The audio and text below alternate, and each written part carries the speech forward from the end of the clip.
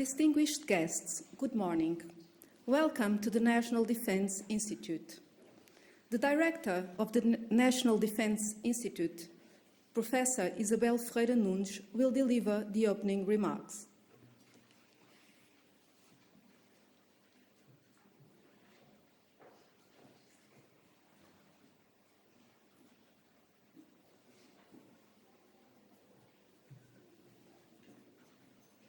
Muito bom dia. Good morning, ladies and gentlemen. Honorable ambassadors of Sweden, Norway, and Finland, distinguished ambassadors and members of the Diplomatic Corps, directors and representatives of the Ministry of Defense and Ministry of Foreign Affairs, as well as other governmental entities, Rear Admiral, Chief of Cabinet of the Chief of Navy Staff, Major General representing the Chief of the Army Staff, distinguished speakers, moderators, and participants, ladies and gentlemen.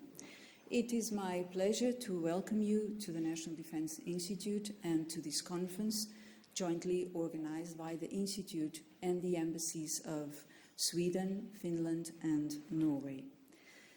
The return of great power competition brought significant players to the international political arena, both traditional and emergent, and renewed the international debates on the strategic value of this vast inland, coastal, and maritime region, of which the Arctic and the Atlantic are an integrant part. The Arctic and Central Atlantic are both theaters of NATO's activity and of growing interest to Russia and China, leading to an increased militarization of the Arctic region and to a strengthening of NATO's presence in the Central Atlantic. These dynamics affect actual defense posture of allies, with an intensification of military presence in the north, their capabilities and their ability to adapt to the evolving security environment. Today's conference, with the contribution of our guest speakers, moderators, and guest participants, will identify which security challenges are distinctive in the Arctic and Central Atlantic and which common interests lay for coastal countries and the international and regional organizations they integrate. It will discuss the security challenges that affect the variety of coastal countries from the Arctic to the Central Atlantic. It will examine the Arctic in the new international geostrategic context. It will discuss Finland's role in the Euro-Atlantic security framework, and we will finalize with an account of what links these security maritime geographies from the Arctic to the Atlantic. Current aggressive foreign policy revisionism, predatory international postures, and a structural aversion to international regimes and regulations contrast heavily with the foreign and defense policies pursued by Portugal, Sweden, Finland, and Norway. Our four countries are bound by a history linked to the sea, a similar international humanistic stand, an irrefutable respect for international law, and a geographically peripheral location towards the core of security and defense organizations, although with a relevant role to play on their strategic unity.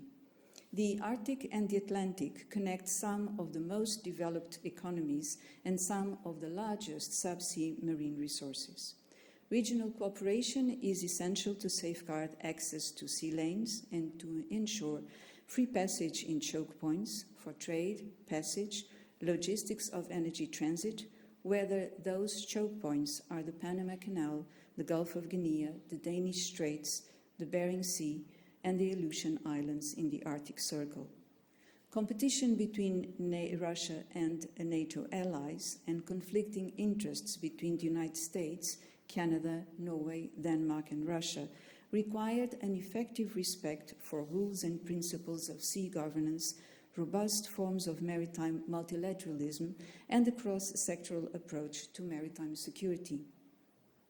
The sea is a growing contested domain and a theater of competition between major powers who have territorial claims, disputes over territorial waters and marine resources, claims of extension of continental platforms, control of sea lanes, and challenges with illegal, unlawful, and unreported fishing.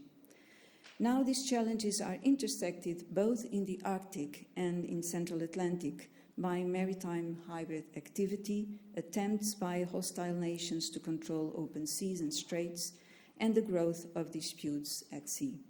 The existence of shadow fleets, now escorted by the Russian Navy, are a regular presence in both regions, conducting hostile activity against undersea critical infrastructure, circumventing international sanctions regimes, and causing natural resources depletion.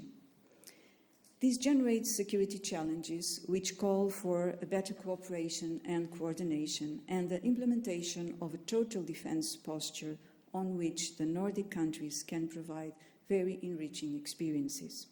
We need defense policies that support a robust naval presence at sea and the collaborative use of air and space assets for the surveillance of maritime activity and data collection, making attribution of hostile activity irrefutable.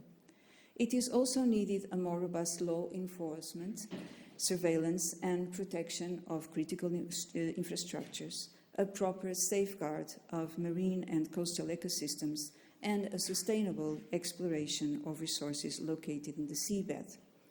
The European Union, with its maritime security strategy, its concept of coordinated maritime presence as approved with the strategic compass, the maritime surveillance mechanism and the critical maritime routes program will contribute to a stronger presence at sea, to better protect critical routes for trade and transport, and to safeguard the undisturbed use of subsea maritime infrastructures.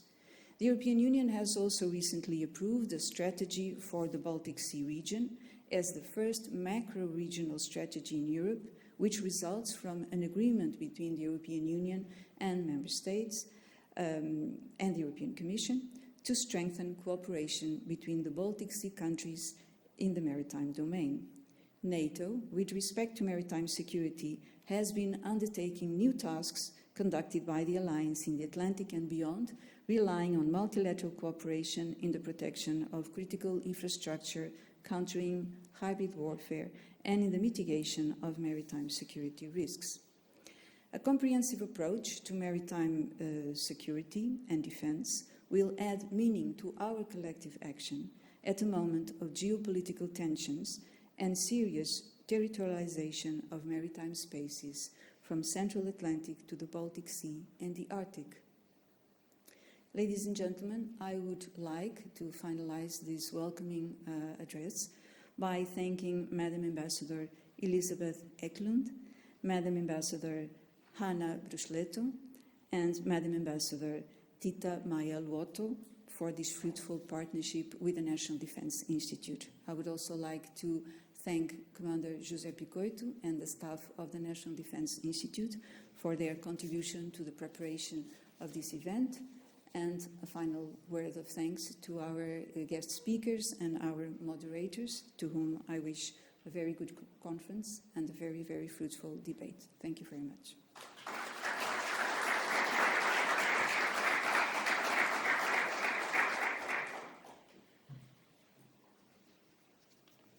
It is our pleasure to introduce our guest speaker, Filipe Santos Costa, researcher at the Portuguese Institute of International Relations, and the moderator, António Martins da Costa, Senior Advisor to the Executive Board at the company Energy of Portugal, EDP.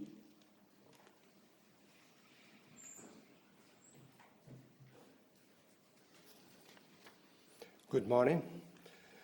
First of all, thank you very much for being invited to be here in this conference, and it's a pleasure and an honor to be with such a distinguished audience and with the keynote speaker that is well known for many of you, and it's also a very close person that we worked together in the past.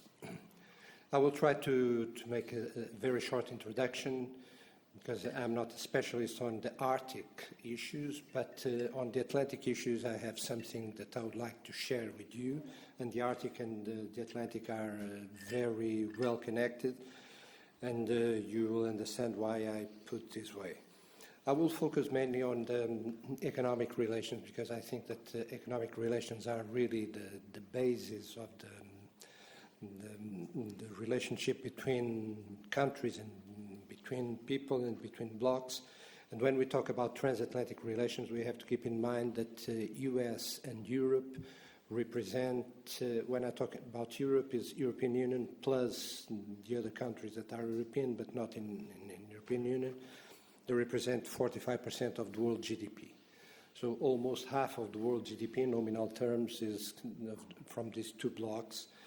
And just to give you an idea, what we are talking about the trade between these two blocs of $2 trillion. I'm talking in dollars, but you can convert to euros very easily. $2 billion, $1 billion from each side, imports, exports. There is some surplus on the European side, which has been disputed, as you know. But to put in perspective, this $2 trillion of trade between the two blocs is 60% more than the trading that U.S. does with China, 20% more of the trade that European Union does with China.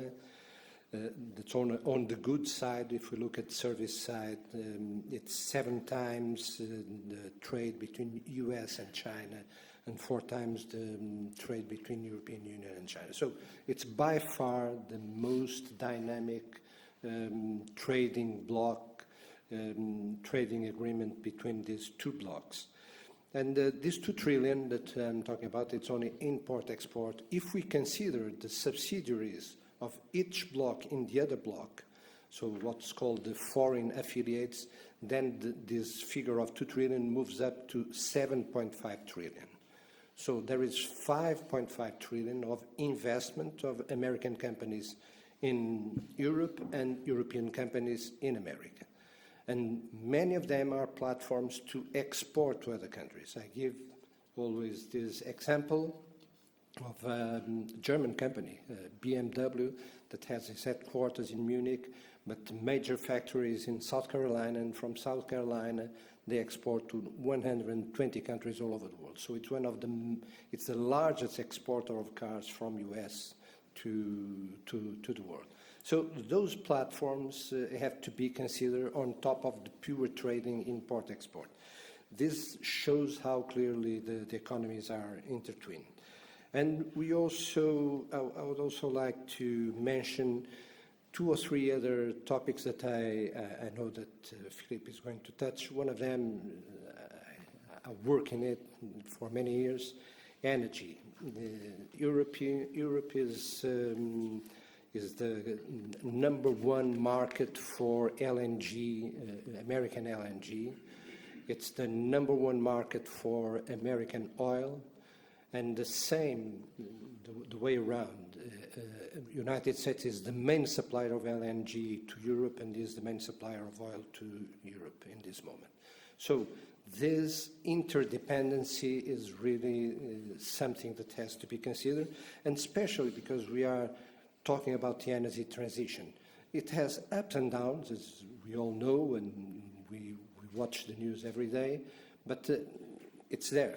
The energy transition is there, so renewable energy will be more and more something that we have to consider. And moving away from dependency on these fossil fuels like oil and natural gas puts us on the dependency of other materials like critical materials, critical minerals, and rare earths.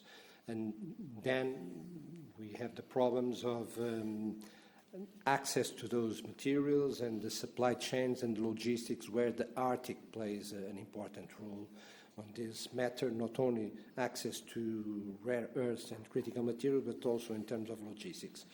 Just to finalize, digital interconnections between these two blocks is by far the strongest in the world. The data flows outflows from Europe. 50% of the data flows from Europe goes to the United States, and the same from the United States. The data flows from the United States, 50% more or less, come to Europe. So, And submarine cables, the transatlantic submarine cables are 2.5 times the capacity of the submarine cables of trans-Pacific connections. That's the second largest connection between blocks in the world. Finally, this transatlantic relationship is responsible for 16 million jobs, 10 million on both sides of the Atlantic, 10 million direct jobs, 6 million indirect jobs. And the R&D investment in both blocks is something around 38 billion from the US in Europe, and the way around 34 million from European Union in the US. If you put Europe as together, it's 56 million, because Switzerland plays a big role on R&D in the United States because of pharma investigation and research that they do in the United States. So, having said that, to give you this background of how important are those ties between the two blocks on the Atlantic and this transatlantic relationship, I will hand it over to Philippe, and thank you, Philippe.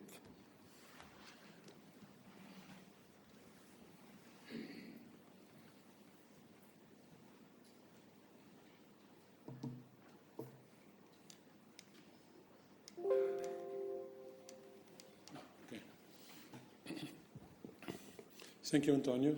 Good morning, everyone. Good morning, Madam President of the National Defense Institute, Madam Ambassadors of Finland, Sweden, Norway, and Germany, and remaining guests. I'd like to first thank you, Antonio, for this introductory commentary. I'll be looking forward to your final comments and maybe some questions. Thank you, everyone, for attending, and thank you, National Defense Institute, for inviting me. So to address the matter of the security challenges connecting perspectives from the Arctic to the Central Atlantic, I would first take you a little bit like Antonio did to the other side of the world, to the Pacific. In the Pacific, I would highlight the United States dominance of the seas. You know that the US has commands that cover the entire planet. A lot of people here are much more versed on the matters of how the American fleets cover all the seas. You also know, and I know this audience knows this, that despite the fact that the Western media talks about the threat coming from China, and China is an emerging threat, well, we all know here that the Europeans invaded the planet 600 years ago. And so from others' perspectives, and surely from China's perspective, this is what they see.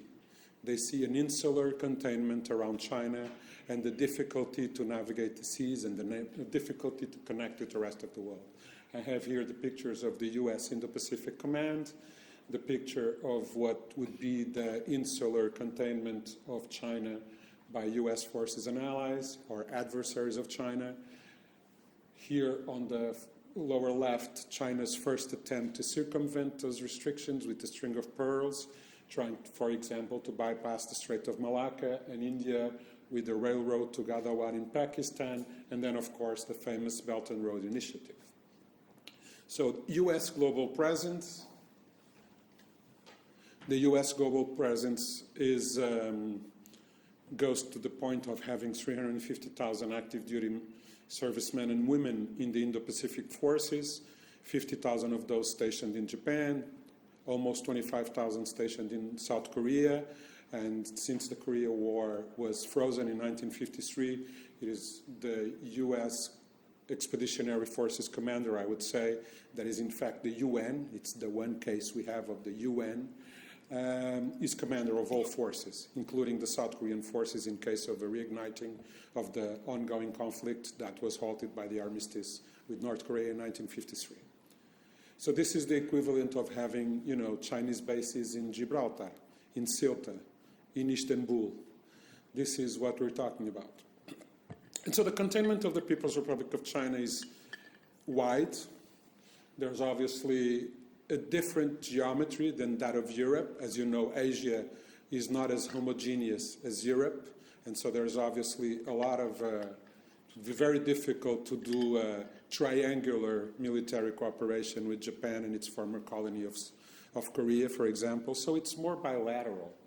It's bilateral treaties with Japan, South Korea, the U.S. former colony of the Philippines, the Chinese province of Taiwan, visiting forces agreement with so many countries, including China's rival Vietnam, and the port of Da Nang has been back and forth between U.S. forces during the North-South Vietnamese War, and then it was a Soviet port, and now we could almost say that it's an American visiting military port again.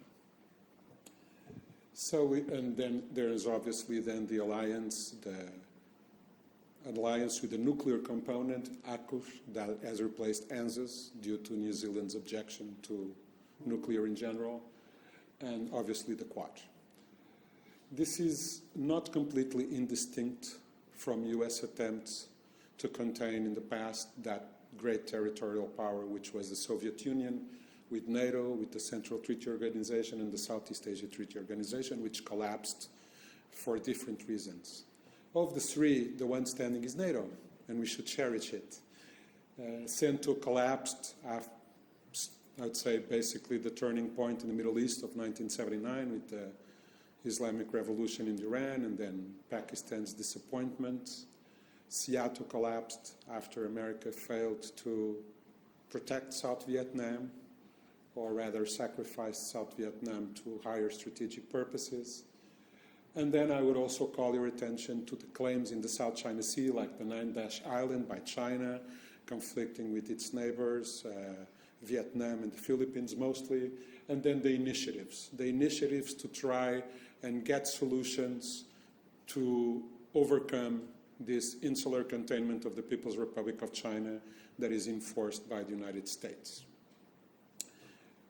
A final, and the US reaction with its most important allies in the Asia-Pacific region, Japan and Australia, with the Blue Dot Network, which seeks to certify port infrastructures and to try and divert them from the stronghold that Chinese investment is getting on infrastructures all around the world in terms of transportation, sea transportation mostly. And then also, as it was already alluded by the president of IDN in the opening statement, this situation of China, although we're past the Cold War, although we're past the Soviet Union, it's not completely indistinct of that of Russia and the difficulties that Russia has in its access to warm waters. And that's why the alternative of traversing the Arctic with shipping lanes is so appealing to both Russia and China. That creates, obviously, a mutual dependence between China and Russia. Unlike the past, China has no sea exits above the Koreas. So there's the coastline is actually a border between Russia and North Korea. Russia is becoming more and more economically dependent on China. China to consume its energy products, China to supply it with all the machinery and equipment. China is now its top client for energy and commodities, and it's also its top supplier, but that's obviously no surprise. We have seen, and not just with President Trump, not just the news of this recent spat between Trump and Putin, but we've seen this trend since the pivot to Asia by Barack Obama and followed by Biden and surely followed by Trump, maybe with a less fortunate rhetorics. This attempt to separate China and Russia and to diminish the codependence of these. Like in the 1970s with Nixon and Kissinger, there is this idea. Now it's not a matter of separating China from the Soviet Union, but it's a matter of separating Russia from China and trying to prevent the creation of a very strong bloc there. A new kind of triangular diplomacy, if I would say. As Antonio was mentioning, the US and the EU have a vulnerability towards China that is very much on the news every day about critical raw materials and rare elements. But China is the most dependent big nation on trade. And Tony was alluding to that in a way by expressing the volume of bilateral trade between Western Europe or Europe in general and the US. But to divert a little from my presentation, the US has an opening rate of its economy, so the weight of imports and exports on the total GDP of maybe 20%. A lot of it is not critical. China's openness rate would be like 35 to 40%. So it's much more dependent on trade. And we talk a lot about the trade imbalance and the Chinese economic inputs and the importance, the dominance that China has, namely on critical raw materials and rare earth elements, and the importance that has from everything related to technology, not least defense industry. But on the flip side, we forget that China depends on imports for about 80% of its energy and about 75% of its food consumption. It's indeed an inconvenience if the price of iPhone triples, but it's a much bigger inconvenience if trade is disrupted or if China is subjected to some kind of blockade or difficulty in ferrying the seas and it fails to access energy and food supplies. Obviously, the 75% doesn't mean exactly that they import 75% of what they consume, but it's more a perspective on the global supply chain here that feeds China. For example, China produces a lot of poultry, but that poultry needs soya beans imported from the US or Brazil to have rations to feed that stock of animals. And so what are the alternatives to secure this CRM and REs? There's the famous Trump deal proposed to Ukraine of mining in exchange of protection. There's the US expansionism over Greenland and Canada. Greenland is obviously much sought after, not only for its strategic position, its new importance in terms of shipping lanes, but also on the important reserves of resources that it holds. The American reasoning, and I'm not going to talk about Canada or the Hutchinson ports on the Panama Canal now, I'm just going to focus on Greenland, is well known. There's obviously the starting point of the Monroe Doctrine. They can argue that Greenland is still an American colony, European colony in the North American continent. There's the historic precedents. There's the Self-Government Act of Greenland that opens the path to Greenlanders' decision on independence, which could then make the US propose some sort of association, namely a compact of free association like they have, also very much for strategic reasons, first against Japan and now against China in the Pacific, with small island nations like Palau, the Marshall Islands, and the Micronesia Federation. I actually believe it's those three. There's obviously many other things that could be attempted by the United States. Economic advantages, statehood as a reserve. But the concept of free association is probably one perspective that the US would have in mind, because it would work the same way as it worked with the Pacific Islands. International politics, as in foreign affairs and defense, would be held by the United States. The United States would have the right to veto any other country's presence in Greenland, like they have in the Pacific Islands. The people of Greenland, with the concept of free association, would have freedom of movement, establishing, working, studying, etc., visa-free in the US, but the contrary would not be applicable. So that seems to be the way that the US is going. And then I couldn't resist mentioning the bills that were proposed in Congress, because if the matter was not so serious and tragic, they would actually be funny. Who proposes a bill called Make Greenland Great Again, and another bill called Red, White, and Blue Land? This is actually the name of this legislation that is being pushed through Congress in the US right now, from the House of Representatives to the Senate, to empower the presidency or the executive branch, which is the presidency in the US, to try and acquire Greenland. The problem of this, even in a version of COFA, in addition to all the other problems of being an allied nation, Denmark, of the Greenlanders probably wanting to have a say on their own future, there's many problems. But there's also the problem of validating territorial claims. I mean, if this is the scenario, well, there's still a European colony in the North American continent, and I will take it by force if necessary. Why shouldn't I reunite the great Chinese nation? Why shouldn't I protect the Russian-speaking and not necessary Russophile populations of Ukraine? And why not the northern half of Kazakhstan? It seems to legitimate a new approach that we haven't seen in a while. But going back to securing alternative sources of CRMs and REs, we share that problem in the Atlantic. And the problem is that as Portugal struggles to expand its economic exclusive zone, it has already declared a 25-year moratorium on prospecting, not even exploring any potential resources, which in my opinion is a grave mistake. It's a grave mistake because it lessens our claim to the expansion of the continental shelf. I would say that luckily for Portugal, the US is not a part of the UN Convention of Law of the Sea or the Commission of Limits on the continental shelf. But this is first and all against European Union policy. Because the European Union policy with the Critical Raw Materials Act and the new Zero Industry Act, which is Europe's response to Americans' Inflation Reduction Act, wants Europe to develop its resources.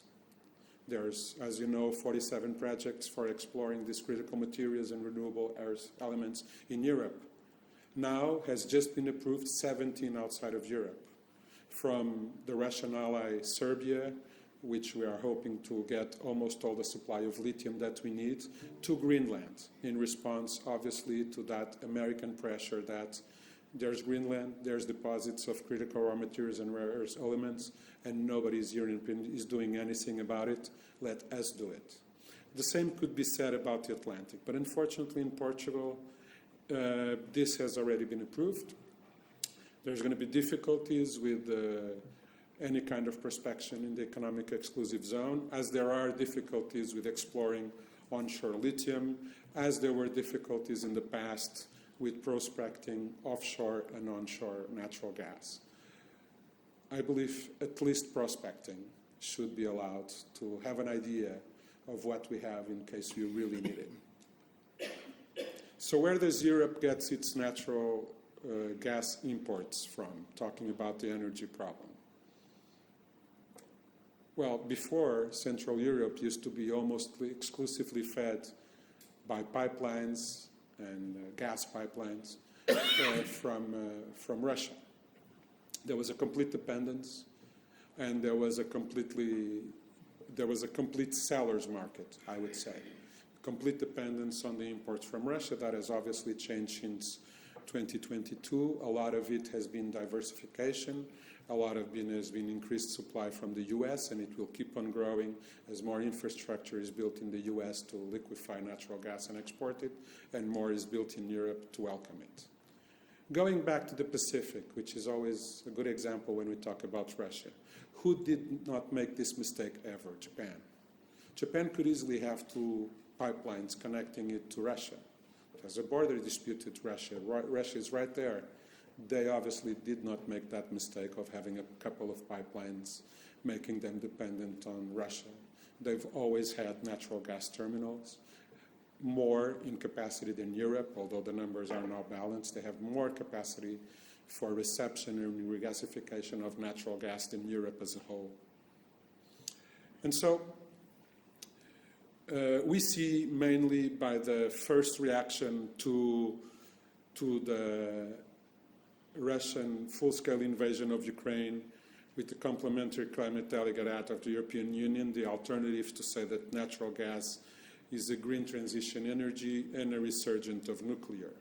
And also the Repower EU 2030, also made in the wake of the large-scale invasion of Ukraine by Russia, gives us a series of alternatives, very focused, obviously, on the Atlantic. First and foremost, build natural gas liquefying terminals and regasification stations in Germany and in the rest of Central Europe, and get those supplies from the safest and most reliable source possible, the US, and even better, if possible, Canada. And not that Canada is autonomous, obviously, in terms of seafaring. Increase the supplies from the proximity neighbors, develop the potential of sub-Saharan Africa and the Atlantic, and get other suppliers, and obviously also invest in renewables and hydrogen, because as usual, these crises have at least the virtue of impelling us to technological advances and to seek innovation. And one of the positive sides that we have from the current turmoil is indeed that search for newer, cleaner, autochthonous, and easier in the future sources of green energy. And so, I think I'm coming up to my time. I would leave three matters for debate. First, NATO. We hear a lot about. We heard just now about upping the investment to 5%, 1.5 percentage points of which can be in infrastructure. Sometimes this is portrayed as an adversity between the US and Europe. Well, this is Europe's responding to the US demand that it has to invest more in the common defense. And not only Europe. In Obama's pivot to Asia, the same thing was told to Japan, the same thing was told to South Korea. And is it a strategic matter? It is. Is it his investment in NATO? Perhaps not. Perhaps it's a higher share of the burden. Is it just a plot to feed the American industrial military complex to sell more? I wouldn't think so. In fact, as you know, the US are applying strict austerity measures like the ones we had in Europe, I would say 15 years ago. There's this idea to slash the federal budget, to slash the deficit, to increase tariffs, which is a consumption tax in disguised as an alternative to increase taxes. There's even an 8% cut on the DoD, the Department of Defense budget. And obviously, it's very expensive for the US to keep their level of forces that they keep in Germany, in Italy, in Australia. In Australia, not so much. It's more the cooperation. But in Japan and in South Korea. And it's all part also, looking from the US domestic policy side, it's all part of a necessity to cut US public expenditure, to reduce US public debts. The most significant signal of this was Dodge, which is now more or less extinct, but there's this idea of austerity in the US that it's leading to this. And so the development of the European, and within that the European Union pillar within NATO, I don't think it's a sign of conflict. I think that if every country spends more, if the US and the other countries spend more, the European countries spend more, we'll have a stronger NATO. Because we're not talking about this outside of the realm of NATO. What is being demanded is that member states of NATO up their investment objective from 2%, which is not achieved, to 5%. So this is very ambitious, and this will actually, in the end, obviously, make NATO a lot stronger. Also, I would leave you with the hope that the transatlantic trade and investment partnership can be resumed at some time. Maybe Trump has learned from the mistake of his first term of ending this wonderful project that the Europeans and Obama's administration had, and will now resume it. And there are signs that that can happen, because as we talk about tariffs, we also see the European Union proposing zero tariffs on goods, which is the advantage part of bilateral trade for the Europeans, and we see the US wanting to keep dominance on services, namely IT, and prevent their taxation and their localization in Europe. And there's obviously a lot of the things we haven't been talking about. The US has stepped out of some multilateral agencies, but there's still a lot of cooperation between Western Europe and the United States on the multilateral scene, namely dealing with Russia and China. Thank you so much.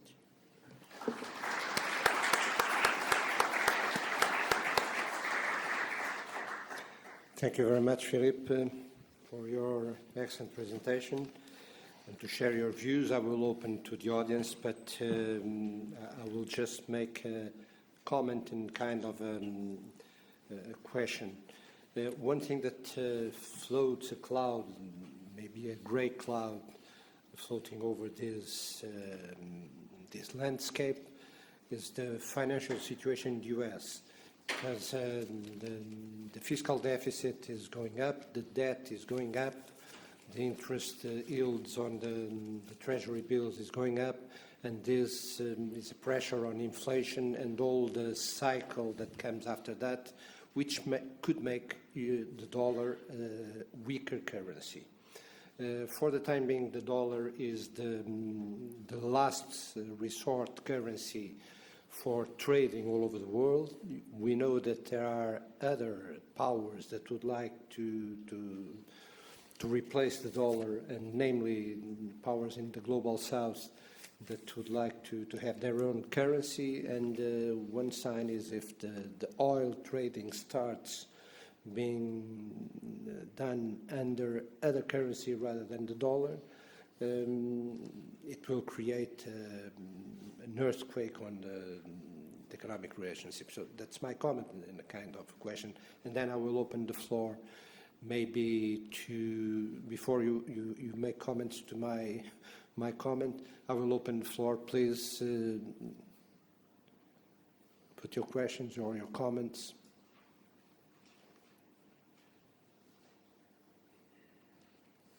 It's a highly qualified audience, so probably you already know everything, you don't have any doubts.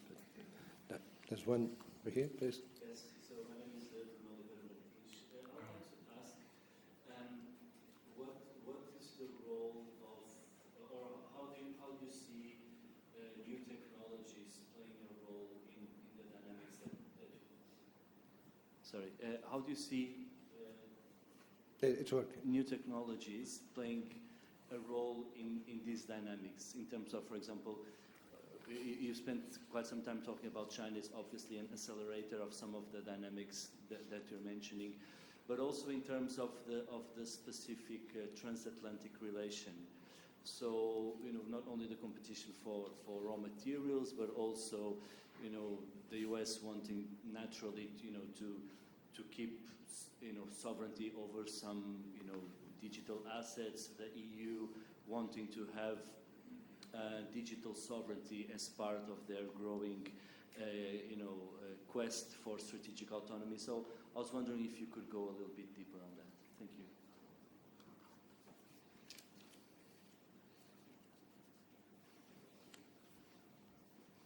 One more question, maybe we'll join. Ambassador?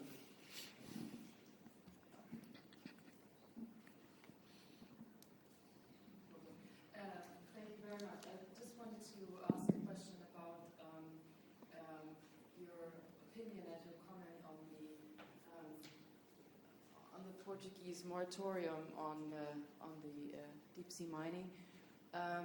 It is, of course, was a bit surprising because at the moment when we're preparing for the UNOC 3, this is, usually seen by many people as a example of how to go about protecting an area that is also, in the focus of all our attempts to protect the ocean, and protecting the ocean is the big Portuguese goal.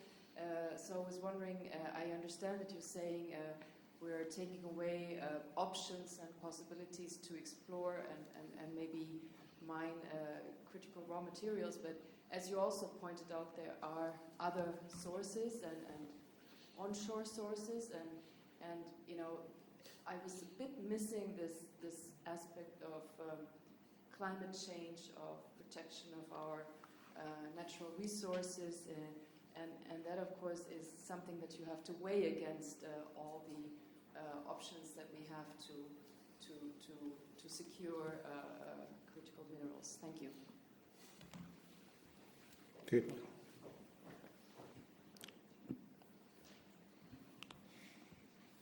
Is it on? Yeah. One sorry. more question. Maybe we'll add another one. Yes, hello, Klaus Korhonen from Finland. I see that we are already moving to the discussion among the panelists, but I use this opportunity because first of all I would like to thank you for really an excellent presentation, which also clearly highlighted the economic basis of international security and transatlantic relations. I think this is really valuable. I have actually 3 comments on what you said, and I don't want if you want to elaborate, and I just present them in the order that you mentioned. The first, you also you had valuable references to history of transatlantic relations and international security.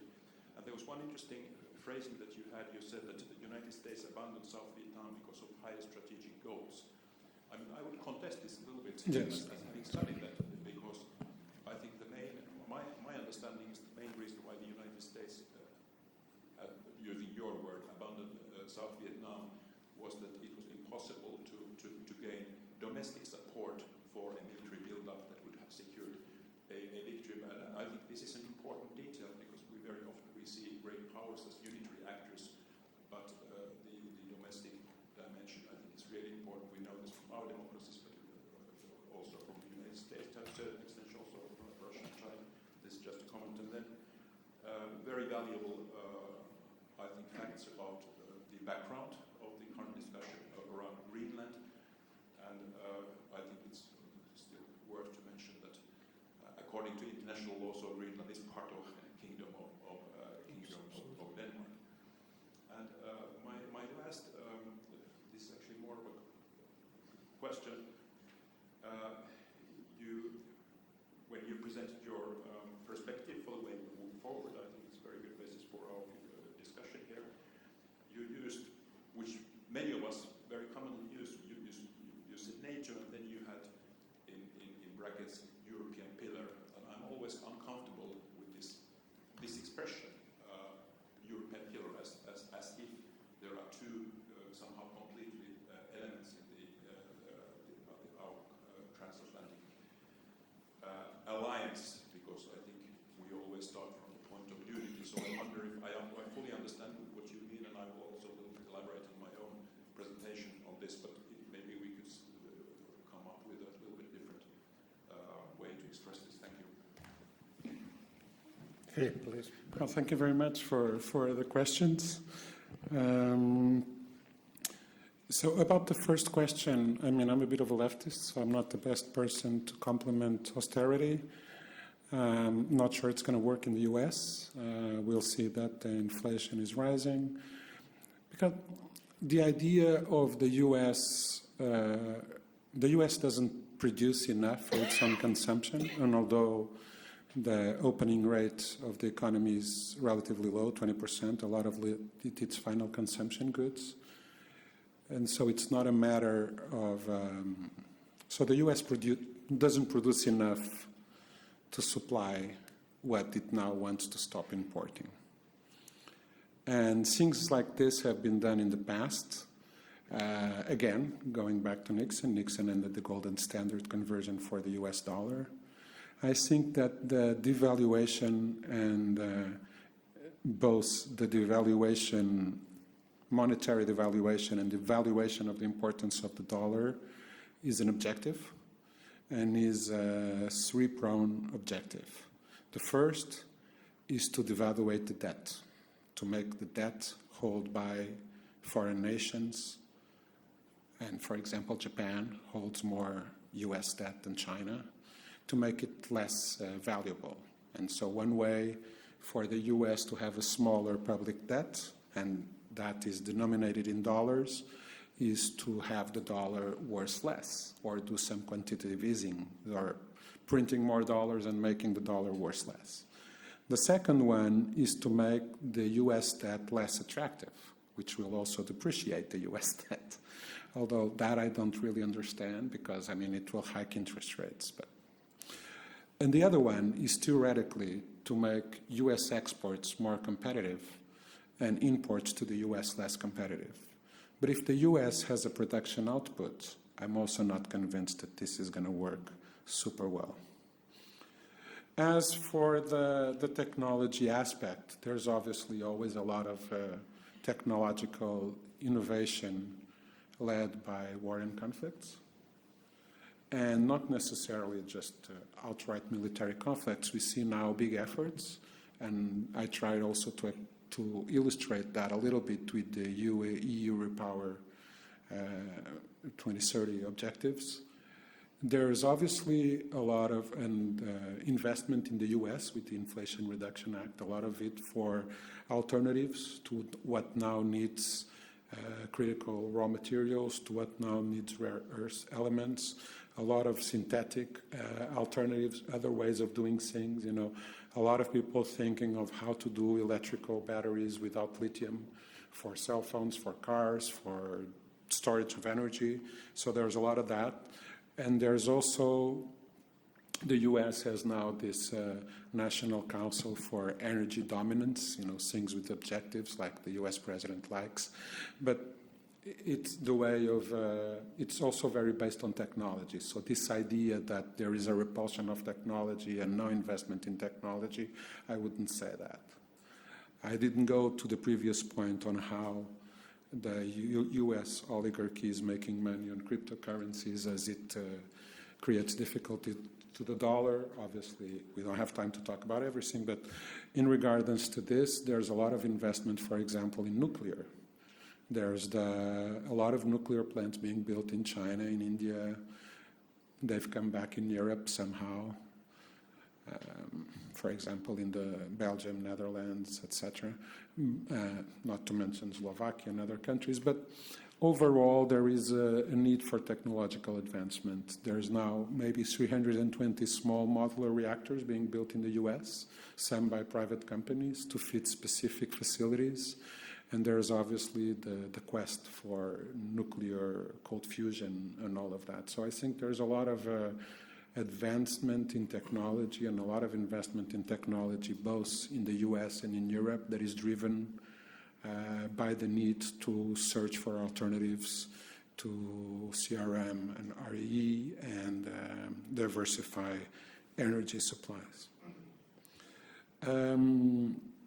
As for the matter of the moratorium on the Portuguese economic exclusive zone, why don't I agree, more or less? Well, I don't agree because it's, as usual, too radical. It's to prevent prospecting. So it's an economic exclusive zone. It's not a sanctuary. I don't believe that it's more sensitive to prospect in the mid-Atlantic than it is, for example, in the Arctic, in environmental terms. I'm not an expert on that, but the consensus that I've seen is that the Arctic is much more sensitive. So this idea of grabbing an economic exclusive zone at the same time as the European Union emits policy like the Critical Raw Materials Act that has been enforced since the beginning of last year and approved 17 projects within the European Union, 47 projects within the European Union with that objective of mining 10% of our needs, processing 40% and recycling 25%. And has now moved on, I believe a couple of days ago, with 17 projects outside of the European Union. I mentioned two, Rio Tinto's project in Serbia for lithium, the tungsten, that critical raw material, very important element for defense industry in Greenland, also in Ukraine by a British company. I think it's contradictory.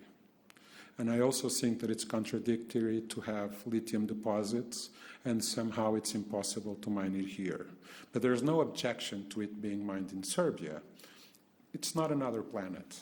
And I don't think the overall global world economic impact would be much different from mining in Portugal or Serbia. There's a local inconvenience that won't be here and it will be in Serbia. So I think it's like in the oil and gas, we had that, for me, is a problem before, this idea that there can even not be prospection to identify resources. For example, when Portugal had the possibility of having prospection to see if it had offshore gas. And obviously it does. I mean, in the Algarve, there's gas on the other side of the border in Spain that's being exploited. We're talking about prospecting, not exploring. At the time, this was around the financial crisis that this issue came up, it would have been very interesting for Portugal, that prospection, because just identifying the reserves would have an impact on the interest rates of our public debt, for example.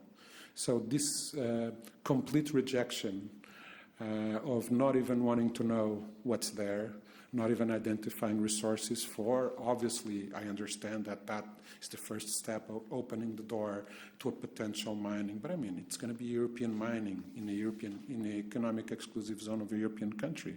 It's going to be done, I hope, as responsibly as all the other projects that have been approved and promoted by the European Union in the Critical Raw Materials Act. So I think there's a contradiction there, and so yes, I'm very critical of that. Moving on to the last questions, I also not a fan of the pillars. That's just the way it's said. I mean, as we know, since the onset, there's no real European defense pillar. That was the French, then preoccupied with their colonies in Algeria and Indochina. We did not move forward with that at the right time. I think there's obviously an alliance. And we know that some countries are individually closer to the U.S. and currently more ideologically aligned, if I can say so, with the U.S. than the remainder of the European countries. So that should not make a lot of sense. But it's just the way that it's portrayed. And it's also portrayed because the two pillars, there's one that is the US and Canada, so very much the US, and the other one is much more plural. Oh, I'm sorry, just to quickly finish. Greenland's part of the Kingdom of Denmark, absolutely, and that's part of the reason why the US can claim, not saying that it's reasonable, can claim that it's a European colony in the North Atlantic continent, which collides with the Monroe Doctrine that they've made themselves. So, I mean, no credit there. Also, the abandonment of the Republic of Vietnam by the U.S. to higher strategic purpose, that was to portray the demise of the Southeast Asia Treaty Organization. Completely agree with you. That's how for our democracy and our eventually came by popular opposition to the colonial wars. And nobody's going to say that Portugal abandoned Angola or the settlers. I mean, I'm not saying it was right or wrong to leave South Vietnam. I just think that we can say that the U.S. decided that after the Sino-American rapprochement, so after the U.S. managed to create a working relation with China and start pulling China away from the orbit of the Soviet Union, it was no longer needed to keep protecting South Vietnam. Also, China had already told the United States that they would not intervene protecting North Vietnam as they did North Korea, because China and Vietnam are traditionally enemies and not allies. And so I think it was just to portray that.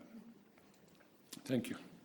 Thank you very much. I think we could stay here for the rest of the morning to debate these very critical issues, but we are running out of time and we should be on schedule. So thank you very much for it. Okay.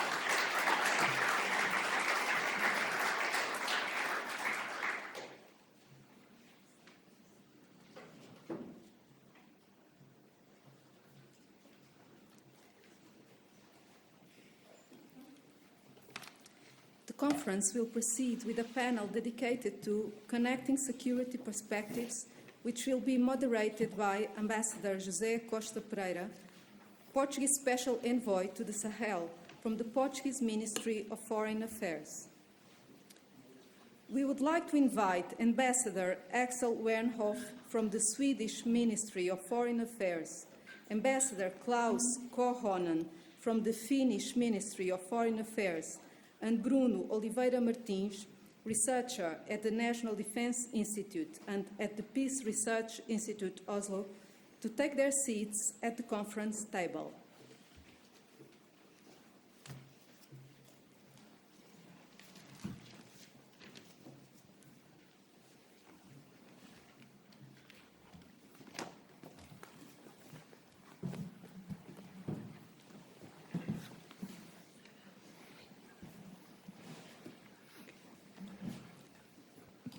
Good morning again.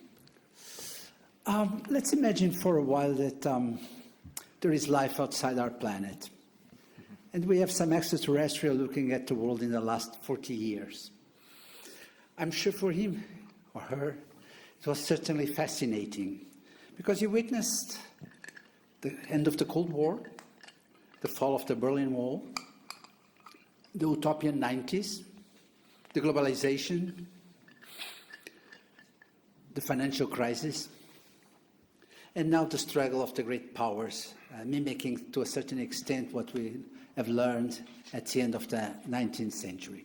Well, for us that are living here in the planet, it's less fascinating and much more challenging, of course. And therefore, what we are struggling to understand is how these geophysics and geostrategic shifts are actually reshaping our perception of reality and perception of international relations. So we have already noticed from the previous lecture that the competition between the great powers is taking place in several different areas. Some that are more classic, that we are used to it, like the China Seas, or Africa, or North Atlantic, or the Mediterranean. But now we are looking also at new areas where this competition is taking place, like space or like the Arctic. That to a certain extent is the point that we are discussing here more thoroughly. Of course, in the general overall context of how those great powers are now interacting. And to do that, we have, I would say, a very good panel over here. I'm going very fast to introduce some of the people who are going to speak. And I start with Ambassador Axel Van Hoff, who came into the ministry, I think, in the late 80s. Yes. And worked as a junior officer in Kuala Lumpur and Vienna, then went back to Stockholm. I forgot to say Swedish. Where he worked in several different places, including in the Prime Minister's office. In his senior career, he was Consul General in Jerusalem, Ambassador in Oslo, and then for 6 years, Ambassador in NATO, and is now the Ambassador for Arctic Affairs in the Ministry of Foreign Affairs in Stockholm. He'll be our first speaker. Our second speaker is Ambassador Klaus Koronen, who came into the ministry more or less at the same time, I think 2 years earlier, though. And work in Moscow and then in Geneva. Went back to the ministry, worked in policy planning in Russian affairs, and then moved to the embassy of his country, which is Finland, in the Netherlands. We're working also with non-proliferation treaty, terrorism, and all these areas. Then he became Ambassador for Arms Control, and then he was colleague of Axel in NATO. I noticed you were both there at the same time. And he's now Ambassador for Policy Planning in the Ministry of Foreign Affairs of Finland. So he's an expert on policy planning, on Russia, on nuclear threats, on arms control. The third one is, this time I didn't forget the nationality, is a compatriot of mine, Bruno Oliveira Martins, Senior Researcher at the Peace and Research Institute in Oslo. So he's also in the region. He's the co-leader of the Security and Technology Research Group, Associate Editor of Security Dialogue, works as a researcher here at the IDN, and is also sometimes working for the European Parliament, European Union, and he will try to give us the more global perspective. So without further ado, Axel, if you want to start, please. Sure. And thank you so much for inviting me, and thank you for organizing a conference on the Arctic in Portugal.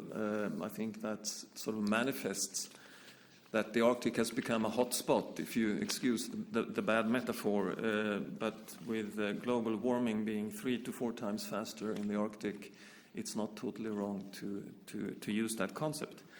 Let me also begin by thanking Dr. Felipe Santos Costa for your introduction. I think that puts an excellent big frame over the topic. What I will talk about has the smaller picture, and I will also use a very broad brush to paint it, but for the sake of stimulating questions, I will try to be broad and fairly short. There is a famous concept called the Arctic exceptionalism, that the Arctic is a place of peace and stability. That time is over. It is no war going on, of course, in the Arctic, so the peace remains, but it's not a place of stability anymore.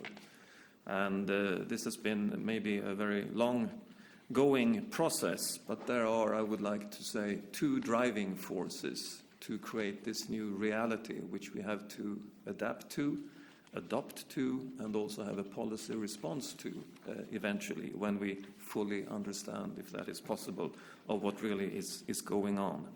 But the first and most immediate driving force is the war in Ukraine, Russia's invasion of Ukraine, which has led to a general higher tension between the West and Russia, between NATO and Russia, or between the US and Russia. You can define that in different ways. And it has led to Sweden and Finland joining NATO, which is a major change in Northern Europe when it comes to the strategic situation there.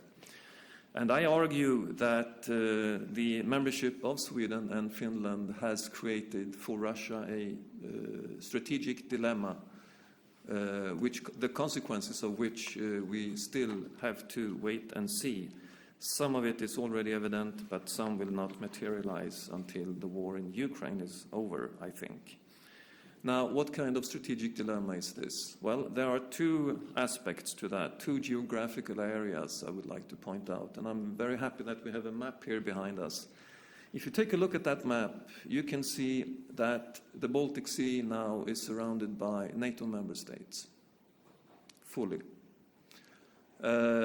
This is a vulnerability for Russia. It's obvious. I don't have to tell this audience why that is so. It's a very delicate balance, has always been in the Baltic Sea, I would say, for hundreds of years. For Russia, it's an existential sea. Over 50, maybe even over 60% of Russian trade goes on that sea. The shipping lanes are of extreme importance to Russia. It's the lifeline of St. Petersburg and Moscow. The military base in Kaliningrad is important, but has lost some of its ability to function as it used to during the Cold War, for instance, with the Finnish and Swedish membership of NATO. So that's an area to keep a very close eye on, and it has to be handled very cautiously also by NATO and the alliance, given the importance of the Baltic Sea and the sea lanes to Russia. But if you raise your view a little bit further north, you can also see that where the Swedish and Finnish territory, NATO geography or NATO territory, operation of NATO's area of operation and responsibility, has moved much closer to the Murmansk and Kola Peninsula of Russia. And again, this is an area which is of great importance to Russia. It's the base of the Northern Fleet. It's also where they have strategic assets and their second strike nuclear capabilities. How Russia will respond to this remains to be seen, but we have seen indications already. They are modernizing military bases, and they have also made some reorganization in their military areas along the Finnish eastern border. NATO has crept closer to Russian existentially very important assets, both in the Baltic Sea and in the high north. When Russia has the capacity and the time to build up their organization in this part of the world, their military capabilities, they will. They are now occupied and tied a lot of their resources to Ukraine, but this will occur. I think we can draw that conclusion fairly firmly. And we need also then to consider how we act in this part of the world and how NATO and the alliance act in this part of the world. This is one important reason why I think the Arctic will be an area of increased tension in decades to come. It will not go away. We can go more into these details, but I save that for the discussion. There is also another driving force, which is more general. It's slower, but it's global. And that has to do with a general global shift which is going on, where one could argue that the Western dominance for 500 years of global and world affairs and our definition of the global agenda is slowly but surely changing. Other actors are demanding to have their stake, China, India, but also others. And we can also see this in the Arctic, and it has been touched upon already. There are resources in this part of the world. Underwater, on the bottom of the sea, in the water, as fish and other resources which could be used for nutrition, but also in the ground with critical rare earth materials, not least, which is important for us, where we have a need in Europe, within the alliance, to create some sort of autonomy and not be dependent of potential antagonists that would put us in a very difficult place. So we are living in a world where one could say the tectonic security policy plates are moving, and it's very difficult to really know if they will stop. Will we have a new sort of global order emerging where we can have a predictable global order or not? I have my doubts, but this remains to be seen. But we have to somehow orient ourselves in this new world, which is messy and very difficult to put a clear framework on. I sometimes use the metaphor of, you look at a painting by Jackson Pollock, if you know how a painting by Jackson Pollock looks like. There is no focus, there is no horizon, there is no center. And maybe this is the world we are approaching, and I think the result will be, with these forces from all sorts of direction, is a necessity to stick together with your like-minded friends and partners. When the pressure from the outside increases, you have to look at your friends. For us in the north, of course, there is an immediate, a natural group, which is the Nordic and the Baltic countries, but we are also committed to our membership within the EU and to NATO, of course, and the alliance as a whole. And I think these instruments are what we have to play with when we now approach this more uncertain and unpredictable world. When it comes to NATO and NATO's new regional defense plans, we have a specific responsibility, not least in my country. If you look at the map again, Sweden is in the middle of this area, and we basically provide the strategic depth for NATO to be able to defend the eastern border, the Finnish eastern border towards Russia, and the Baltic states. And Sweden will have a particular role in that work, which we are now trying to adapt to and design our defense forces to. Very much a logistical function, actually. We will have assets coming in from the west, where Norwegian ports, but also Swedish ports, will be crucial, in order also to keep them moving in two different directions, northeast, in the high north, and southeast towards the Baltic states. And that's in very short our main task as a NATO member.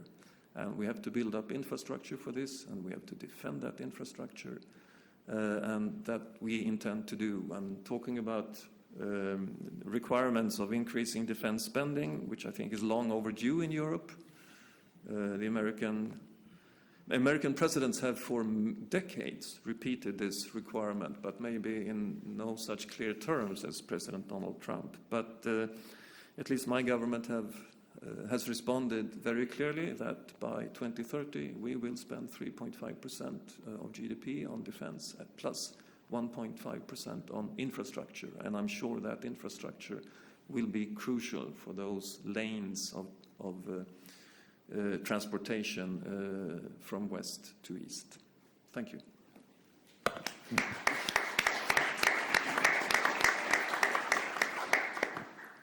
Thank you very much, Axel. Axel said that we should stick together and look at your friends. So Finland definitely decided to bend the neutrality and look at friends from the West. Is that so?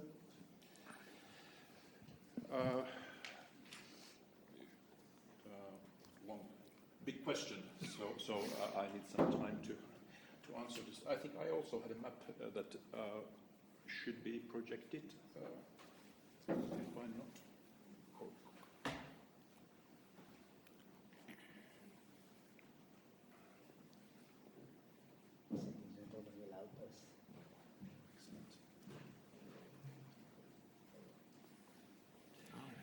Okay, thank you. Thank you so much. But I would like to start by saying how happy I am here in Lisbon today, together with my friends. I want to thank the National Defence Institute of Portugal and, of course, our magnificent ambassadors, Nordic ambassadors, who have made this possible. So thank you very much. I see this panel more as a conversation than a series of lectures. So I start immediately where Axel finished, because what you said, Axel, you referred to the fact, which from the point of view of military planners is absolutely right, that Finland's and Sweden's NATO membership provides a strategic dilemma for Russia. But of course, I think we are also entitled to say that we see that Finland's and Sweden's accession to NATO is not against anybody. We are not enemies of Russia. We are not anti-Russian. NATO is a defensive alliance. NATO is an organization for peace and cooperation. Also, I would say that after the Cold War and during the Cold War, NATO's military posture in Europe was defensive. And what happened after the Cold War, you can question whether NATO had even a proper defensive posture, because the military investment in defense was scaled so down that I think there was already, we created serious risks and danger for our defense. Finland did not go entirely that road. I mean, we never put down our guard. We just didn't feel like it. Maybe that was a right choice. And now, as a reaction to Russia's occupation of Crimea, 2014, and Russia's full invasion of Ukraine, 2025, NATO is finally rebuilding its collective defense. So in the Russian narrative, this is seen as a proof that NATO is a dangerous adversary.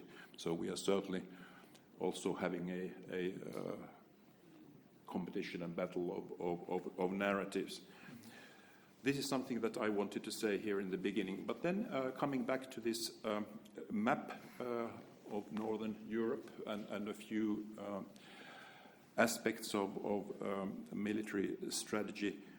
So I think you can draw a couple of conclusions from it. The first is that the security of Northern Europe, definitely we need to see it as a whole, and of course it has already been discussed part of a broader Euro-Atlantic security. There is a triangle which is formed by the Baltic Sea, the North Atlantic and the Barents Sea, and Finland and Sweden have been there in the middle all the time. So it really, joining NATO makes sense if we want to enhance our common security also in our part of the world. And Finland, already as a partner, you can say that Finland was securing NATO's northern flank already for a long time, even before our accession to the alliance. I think this, from the map, you can also see the importance of Finnish border with Russia. it's 3,343 kilometers. It's longer than the border with Russia of all other NATO members combined. So this is a significant factor, not only in Finnish security policy, but I think in the security policy of the European Union and NATO. And then we have some red circles just to illustrate the points of military interest, and I think Axel also already touched upon that, objects that are particular strategic importance in Northern Europe, and you can say that who controls these points is in a very good position to control the Northern Europe militarily and politically as a whole.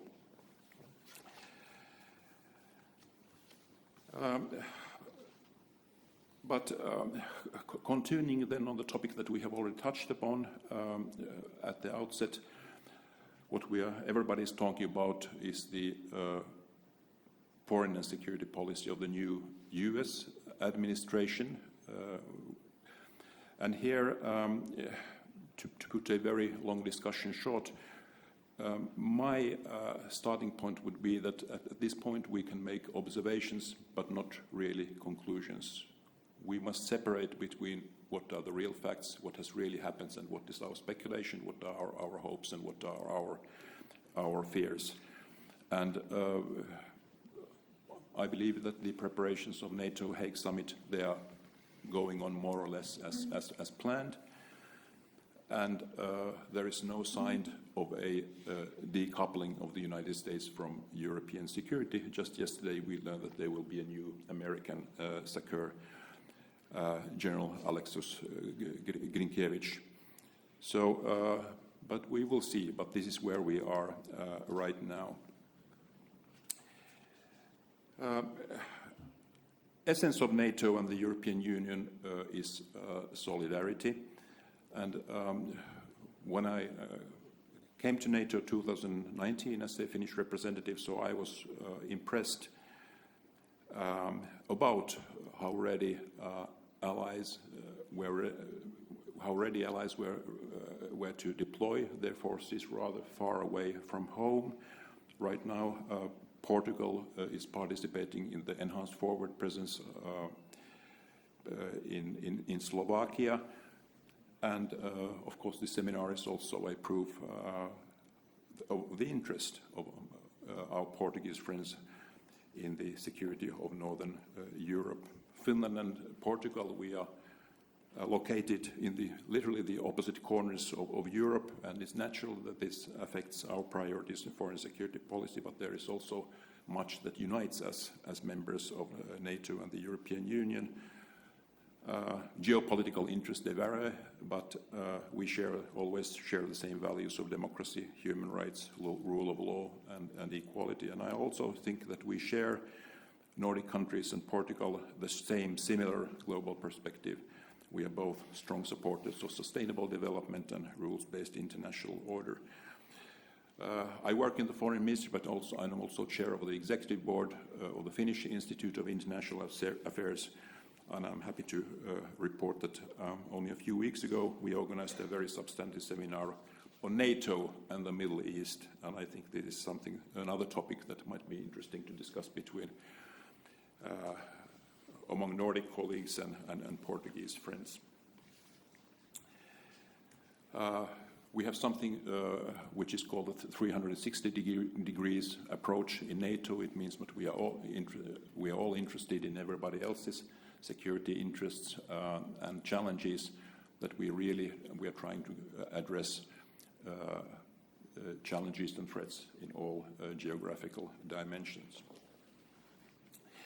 But this solidarity should extend beyond the current membership of NATO and the European Union. And in these very uncertain times, I can't emphasize enough how important it is that we continue to support Ukraine any way we can. There is a direct link between Ukraine and wider European security, including in Northern Europe, but I would go further. The Russian aggression against Ukraine is not only a European and a Euro-Atlantic issue. It is a global issue. If anybody anywhere in the world can attack its or her neighbor and getting away with it, so we will all worse off. So I emphasize that supporting Ukraine's sovereignty, security and territorial integrity is in the interest of every member of the global community. There is also now in the discussions about peace in this in this war, which started as Russia's invasion, Russian aggression against Ukraine, about security guarantees to Ukraine.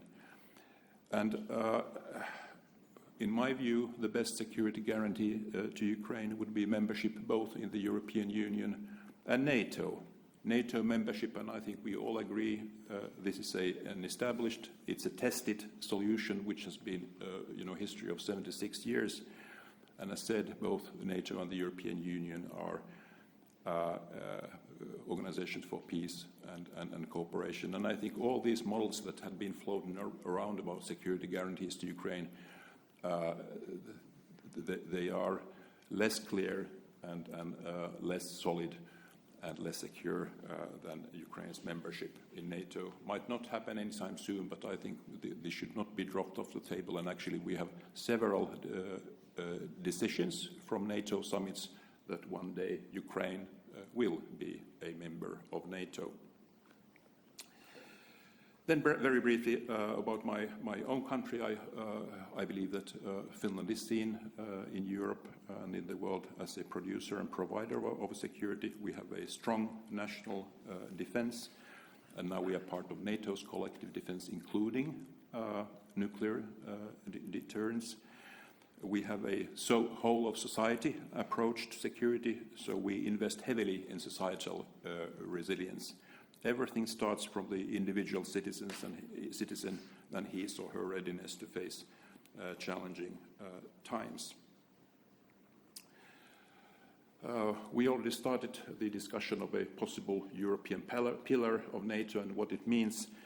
I think it's best to say that we see that the best framework for collective defense in the Euro-Atlantic area is NATO, continues to be NATO, but we are certainly moving to an alliance where European members contribute more to the joint effort and take more responsibility. Needless to say, NATO and the European complement each other, and also I very much welcome the big steps that the Union is now taking to invest more in security and defense.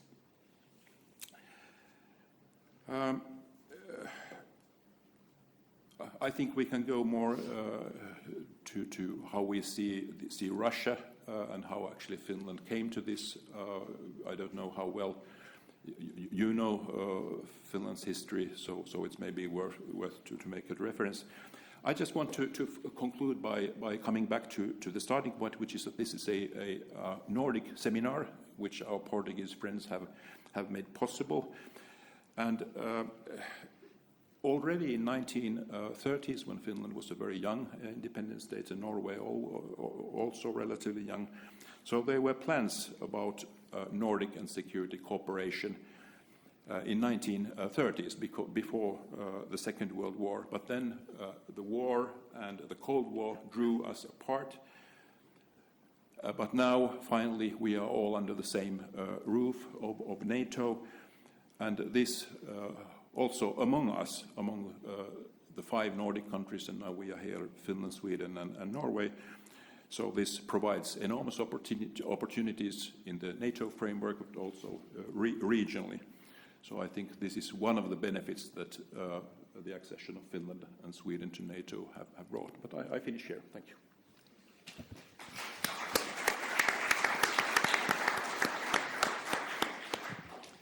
Thank you very much, Klaus.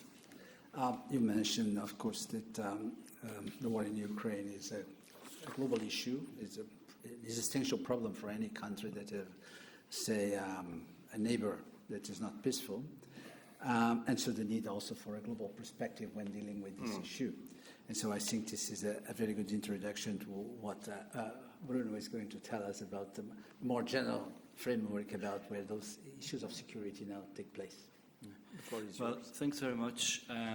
It's really great for me to be here, to be, in a sense, double-hatted, speaking, as someone that presents what could be seen as a Norwegian perspective, but also a Portuguese perspective with the objective of, as Professor Isabel mentioned, identifying common ground to the construction of what can be understood as a proper European perspective. I think that there are two premises in the title of this conference that are really key to that I took as key to shaping my presentation. So the first one is to, when we say that there are security challenges,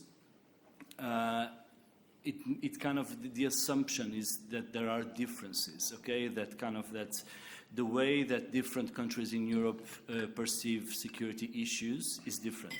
Okay, but there's also the notion of connecting them. Okay, so it's the fact that there is difference does not necessarily have to be a problem, and if not reconciled, or it does not necessarily mean that if they are not reconciled or harmonized, there will be a big problem. This doesn't have to be like this, and the fact that there are differences doesn't mean that there is a permanent contention. It's also kind of important, I think, that to explain where I come from. So I'm a Portuguese researcher that normally lives in Oslo, has been living in Oslo for many years, that has lived and worked also in Denmark and in Sweden, and that has been embedded in a Portuguese research institute, IDN, over the past year.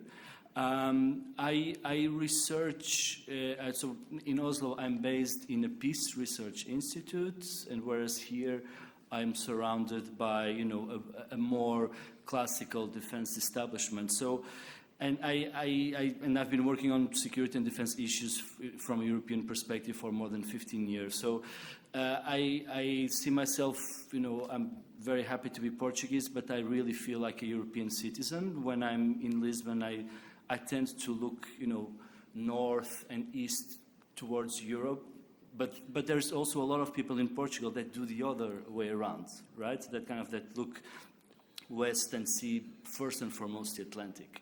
That's not how things work with me, for no particular reason beyond my personal and academic history. And obviously, for all these reasons, my approach is a result of all of this. And by all means, it does not represent, the Norwegian embassy's vision, or not even, IDN's vision, by all means. So I think it would be interesting to start to highlight what is the security outlook in Norway these days, the way that I see it as a researcher, of course. And I think this is very important for a Portuguese audience, because as we heard already from the previous two speakers, things look quite different up there, okay, compared to the way that we see and that we experience things here in Southern Europe. For example, just last week, I think, we were a team of researchers from IDN from IDN and other Portuguese institutions was present in a meeting in Rome with institutes like IDN from France, Italy, and Spain, and the type of discussions that were had, very interesting, but very different from these ones. Okay, so it's things really feel different in Northern Europe at the moment, as a result of the Russian invasion of Ukraine. This is also, quite important to have it very explicit there. Of course, I think that most of you know this, but I think it's also important to establish some facts about Norway. That it's obviously a member of NATO, it's obviously not a member of the EU, but that nevertheless has an extremely close relationship with the European Union on many topics, including in security and defense. Okay, so for example, Norway is the only third country, up until now, the only third country that has access to EDF, that participates in the European Defence Fund. participates in PESCO projects, the CSTP missions, etc. And that has, as I will explain a little bit further in detail, that is in a process of extending this cooperation. And I think this is also perhaps interesting for other countries, and we see already initiatives from other countries, not only the UK, but also Switzerland, and it might happen with other countries as well, that take the current geopolitical situation, the current engagement from the EU on issues of security and defense to further their bilateral cooperation with the EU. But Norway, it's not only member of NATO and not only a non-member of the EU, it also has a territorial border with Russia, not as big as the Finnish one by all means, but still a land border with Russia. And it also has, as a fourth important point of discussion, a very peculiar archipelago called Svalbard that has a very peculiar legal status where there has been a Russian presence as well historically that has been downgraded in recent years, but many observers think that if something is to happen one day in terms of Russia wanting to increase the levels of tension with a NATO country, that could be a point of tension. Currently in Norway, as I was mentioning, it's not that there is a state of panic, but the situation in terms of threat perception, in terms of urgency, is quite different, as I mentioned before. I can give some anecdotes in the sense of illustration, not in the Portuguese term, as like something to laugh about. But a few thousands of Norwegian citizens were contacted by the authorities saying, in case of need, your car will be used, okay? In case of, there is a necessity for some reason, we will need your car, okay? 14,000 people were contacted. There are enormous amounts of instances of hybrid warfare. We have, for example, drone sites in places where they shouldn't be, both onshore and offshore, over critical infrastructure. In Norway, there has been many Russian citizens that were detained for illegally flying drones. As Norway is not a member of the EU, but it has basically transposed the sanctions packages, according to which Russian citizens cannot fly aircraft in those countries that apply the sanctions, and there has been a discussion on whether drones can be considered aircraft, and most of the doctrine says that they can, and they have been detained, and they've been on trial, etc. So this is already something quite different from what we see here. There has been cases of Russian spies being spotted in universities in the Arctic region. It was quite an embarrassment. But so this is happening. Obviously, the other side of this is that the response of the society is also quite different from what exists in Portugal, right?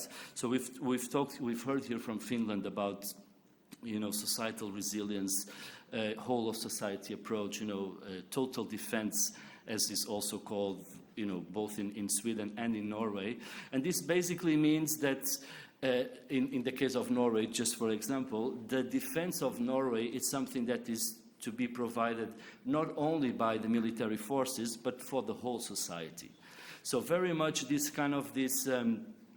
trickling down of the responsibility down to the individual, but also down to the associations, the school, the union, the private company, etc. So this is very interesting. This also kind of relates to cases of, for example, of the fact that people should have all these surviving kits at home. This is something that is communicated quite clearly to people in Norway. This could have come quite handy here in Portugal when we had this energy, how can I call it, lockdown, blackout exactly, where Portuguese people were as traditionally ill-prepared. There is also, also something that is really not very funny, but the fact that, for example, parents at schools in Norway, every now and then are asked to sign a declaration that gives authorization for the authorities to give the kids iodine pills in case of a nuclear disaster or attack. So it's just different, okay? And of course, models of total defense, they are not easily replicable, or they are not, I'm not advocating that Portugal should, replicate all of this. I'm just saying that it needs to be part of the discussion on, when we think about, what is European security? How should we think in terms of common European responses to security and defense dilemmas? All these different perspectives, they need to be on the table. A little bit more on this kind of very, very distinct and very interesting security and defense cooperation between Norway and the EU. I mentioned EDF, I mentioned PESCO. In May last year, so basically 1 year ago, a new security and defense agreement was signed between Norway and the EU.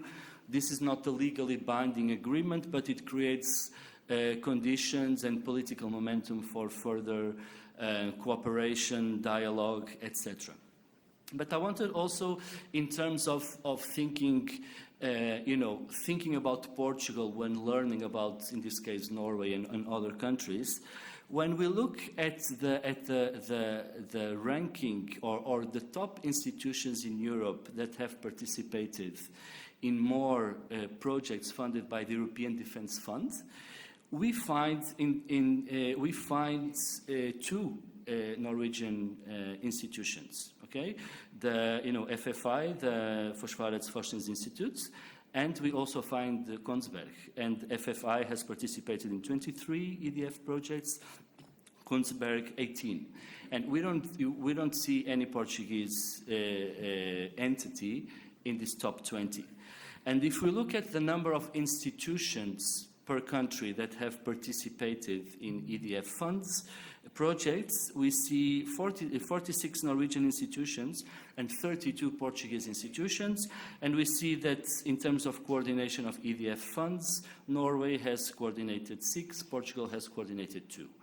This means that there is untapped opportunities for Portuguese entities to be perhaps a little bit more proactive in trying to leverage the opportunities that exist.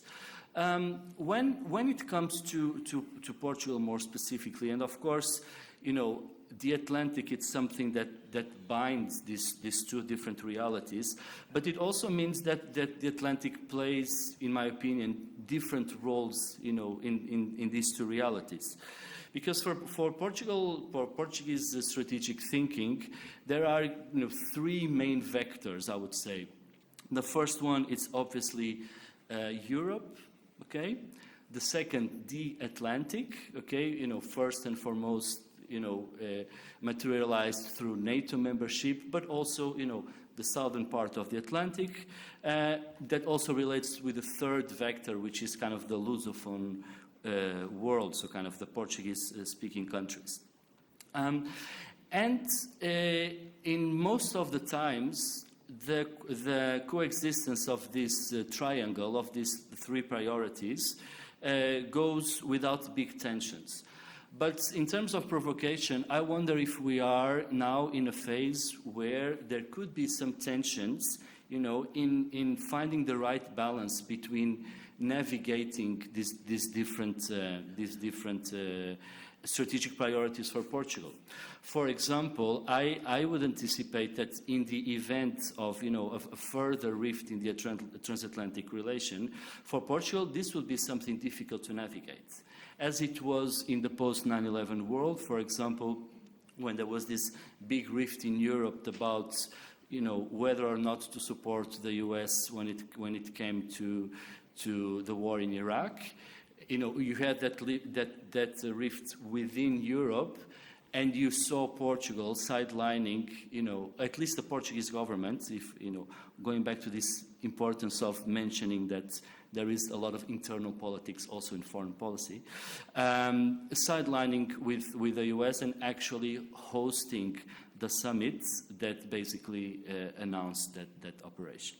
And I wonder if we could be on our way to a similar situation where Portuguese diplomacy would have to try to find ways to, in a sense, navigate those different alliances.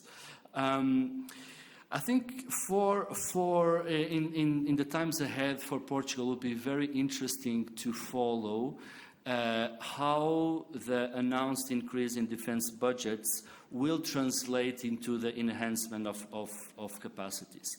It will be very important to see what will be defined as a priority. Because, if everything is a priority, then nothing is a priority. And if we don't have a discussion about, what should count as a priority, not only to meet short-term demands, but really to think strategically about where we would like to be in 5, 10, or 15 years, then I think that the debate needs to be much more informed and much wider than what it has been so far. So I think that this points to this, and final thing about Portugal. I think it's very important for Portugal to follow wider trends. I think that a country with the size of Portugal cannot aim at leading too much, but Portugal should also try to lead on some specific issues. So it's not because Portugal is a country of just 10 million, inhabitants, or maybe 11, or that doesn't have, the economic power of many other countries, that it cannot lead on some very specific issues. I think that these priorities needs to be defined, and I think that Portugal needs to try to lead on some issues, as it has done in the past. So I think that the Norwegian reality and the Portuguese reality, they really show that there are very different realities when we talk about European security and defense. But this doesn't mean that it has to be a problem, or it doesn't mean that these differences will necessarily stall any progress. Quite on the contrary, I think that it is precisely the fact, and I really mean this. And this is something that I wouldn't think some time ago, but now I really think. I think that the fact that we have all these differences is what enables the EU to actually have, or Europe to have, a strategic advantage when it comes to being able to cover so many different needs and try to respond to all of the multiple challenges that we face today. So this is part of Europe's advantage. But in order to leverage this potential, and to me this is also quite important, I think that more political dialogue needs to happen. So I think it's totally useless if we agree on, say, let's spend 3.5% on defense, and then we don't agree on what are the priorities, what is the strategic orientation, if we don't coordinate, amongst European parties. It doesn't really make sense just to agree on a number if there is no political agreement behind that. Then I also think that more knowledge about the other realities needs to take place, and I think that an event like this is very good for that, because we are bringing the kind of the Nordic reality to a Portuguese audience, and I think that this is very important to understand all the shades of grays when it comes to European security and defense. Two final things. I think that there's also needs to be more creative thinking, thinking a little bit out of the box. The situation where we are today is, it's something that has never happened before. In recent times, with the European integration process so solidified, with Europe being, despite all the narratives about losing competitive edge, etc., Europe is still a fundamentally wealthy region of the world. that is, is faced with an external threat that is highly relevant, and this creates a unique opportunity to think differently. And also kind of the need for a more audacious and responsible use of the opportunities. Very final notes. In order for all of this to happen, the European publics need to follow along and need to come along. It's not enough to impose things top down, to agree things at the political level, to agree things in Brussels or to agree things in European capitals. It's not enough if we don't bring the publics along. And the fact that, according to Eurobarometers and all the polls, in general, European citizens are supportive of a further increase of European countries on issues of security and defense, this cannot be understood as a blank check. This cannot be understood as something like, let's spend as much as we want, let's just move fast and, take decisions just like that. This cannot be.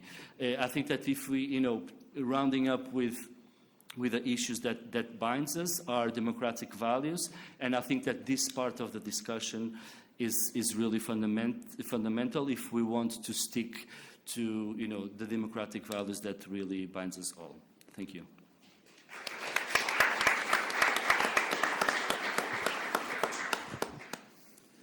Well, thank you very much, Bruno. I think this was very interesting to receive this contribution coming from a different vision, the vision of Northern Europe, which is not necessarily the vision of Southern Europe, which might be explained by historical reasons. I mean, you were in a war with Russia in the 40s, you were a power in Central and Eastern Europe for quite a long time. I don't think we ever fought the Russians, actually, in Portugal. Now, as far as I can remember, there was not a single war where we were on the other side with the Russians, which did not prevent us to be very sympathetic about the Ukrainian situation. I think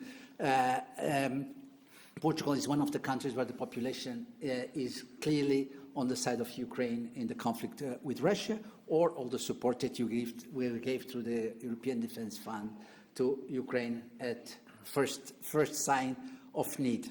But Klaus, I think you wanted to make some comment about what you heard from Bruno before I give the floor to the audience, right? Yeah, and then maybe Axel too. We can go in this order, but because I think you made a very important point, and this comparison between Norway and Portugal is, of course, fascinating. I start from the end. Finland's defense spending is 2.4% of our GDP, but I think the question that you raised is really fundamental, more important than these numbers, and they make sense. I mean, during the Cold War, the average Western European defense spending was between 3 or 4%. So there is a logic behind that, but how to use this money, and we think that the increased investment, whatever the level will be, should be primarily allocated to meeting the capability targets of the alliance, enhancing our collective defense and warfighting capacity.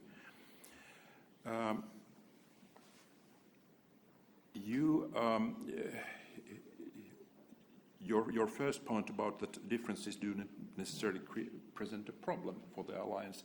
I think this is a really good observation, and part of our discussion would really focus on that. There is traditionally a tension between the East and the South in the alliance, and between, let's say, the Russian challenge and terrorism and other threats. Now, when we joined NATO, so that coincided with a new debate in the alliance, which is whether in the East the alliance should focus more on the Northeast, which so far has been natural Poland, Baltic countries, now maybe also Finland and other Nordic countries, or in the Southeast as a reaction to the Russian invasion against Ukraine. After all, there is no war in the Baltic Sea, but there is definitely a war in the Baltic Sea region. So this is also very interesting, but I think your starting point that we have to balance all these interests and understand that, let's say, if Portugal and Spain do not control the situation in the Iberian Peninsula, whatever the threat, so sooner or later it will also spill over to Northern Europe. So this, I think, the 360 degrees principle is not only a nice principle, but really a security policy necessity. Well, a few comments, and I'm really pleased that you mentioned cyber and the hybrid domains, because if we try to speculate a little bit and look into the future, what we now see and experience in Europe is a rapid build-up of conventional forces. It has been going on for a number of years. It's an enormous amount of money which is now being poured into our conventional defense capabilities. And they are designed exactly as Klaus said, according to the capability targets and how the regional defense plans have been designed within NATO, and we should fulfill that. That's how NATO can work. When this money is coming into operational effect in the battalions, in the brigades, it will take 5, 10, 15 years time, depends on what kind of systems we talk about. Europe will have a substantial conventional capacity. And I think in order to avoid a conventional war with Russia, you build up your conventional forces, of course. You prepare for that. But that means also that the domain for cyber and hybrid is wide open. I fear that this is where we will see the conflict in the coming decades, because it's a low-cost area, it's very difficult to attribute who is acting, and it creates the gray zone for the alliance to get its decision-making machinery together. Are you really sure it was Russia or China or whoever who did this? Can you prove it? And how do you respond? Do you respond with missiles, or do you respond in some other ways? Or do you focus on creating defensive systems on cyber and hybrid and protect your own vulnerabilities, be them energy or communication or whatever, which could be attacked and could create societal chaos, basically? I think that's a very interesting question, and that's a domain which we have to look into much, much more and also spend money and competence on. And maybe even consider, should offensive action be taken on the same playing field? Do we have that capacity? Are we willing to use it? What can it lead to? And on the 360 aspect of that, I would say we need to keep a very close eye on what's happening in the Sahel also, not only the Middle East, but maybe even more so in the Sahel, and how antagonists are using that territory. Well, you know it better than anyone else, I think, in this room. There's no doubt that there is Russian and Chinese presence in that area, and that is a common threat to us all. So that's just another argument to use the NATO's famous 360 approach. Thank you. Thank you. So I open the floor to the audience. Any questions? We have 2 here, 3, 4, 5. So please, Buster.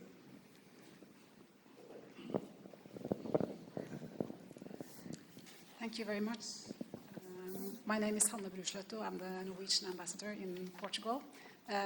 Thanks for a very interesting discussion. I just want to say that I think it's difficult for other countries to understand how deep the Nordic and Baltic, I would say, cooperation is. Obviously for Norway, it was very, very important that Finland and NATO and Finland joined Sweden and Finland joined NATO.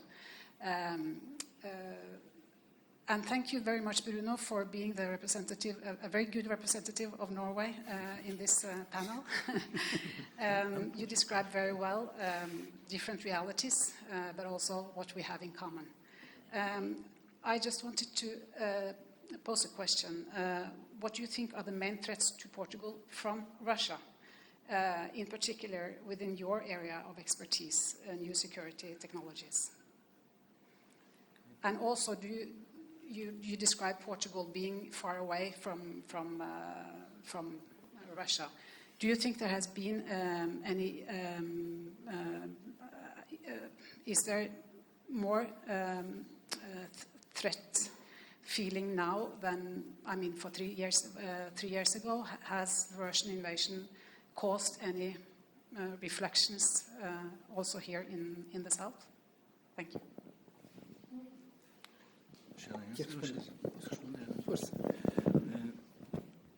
Thanks very much. Regarding Portugal and new technologies and what could a Russian threat feel like, I think that issues like cyber attacks, for sure, other forms of hybrid warfare, for example, election interference, I think that is possible. I cannot go any further than that, but I think that's possible. I think that threats to critical infrastructure, I think this is also possible. I think that the big potential of cyber warfare precisely is the issue of the geographical detachment that can happen. So, in order to attack, you don't have to go there. So kind of you can be very far away and still be able to cause significant damage. But I also think that there is a kind of a maritime dimension, given that, Portugal has such a big coast and, very large exclusive economic zone, that there is potential for some damage to be made and to elevate the threat, if that is decided. I also think that the archipelago of Azores is obviously very strategically located, and so this is, I'm in no way a Portuguese strategist, but if I were, I would certainly be thinking about that, and also kind of specifically when it comes to critical infrastructure that crosses the Atlantic. We were talking about all the transfer of data that goes from one side to the other. That is something that has the potential. So I think that a conventional attack on Portugal, by Russia or by anyone else, it's something that looks very, very far away. But of course, I fully agree that the issue of hybrid warfare, which basically means elevating the tension just below the threshold of war, it's something that will be furthered, enabled by new technology, is already happening, and it will keep on happening, and therefore that makes a member of NATO, any member of NATO, also part of that strategic thinking. Isabel?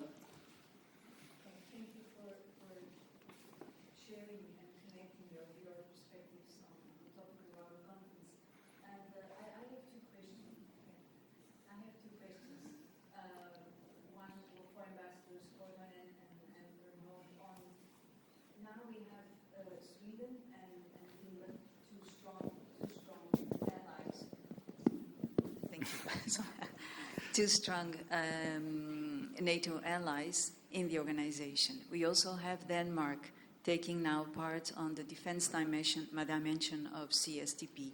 And these three countries are very much committed, from my point of view, and I think general point of view, in containing Russian revisionism. I would like to ask to elaborate a little bit further on how do you perceive the normalization of relations between the US and Russia and the impact of this normalization on the maritime security interests in the Arctic and the Atlantic? And to Professor Bruno Oliveira Martins, I would ask, how do you perceive that with the contribution of Norway in the context of the European Defence Fund, which is obvious because it will financially reinforce the fund, but it will also reinforce very much one of the projects, which is military mobility, and it's not a land-based concept. It can also be a maritime-based concept and a large space of opportunity for cooperation. How do you perceive that Portugal and Norway, being in the periphery of Europe, could best, could make the best of our geographical location and also our interests to reinforce military mobility in the European context for the sake of maritime security. Thank you.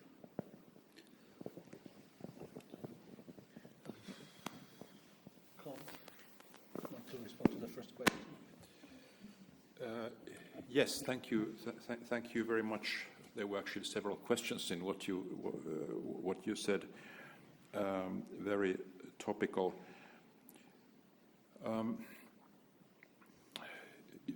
In a way, you said that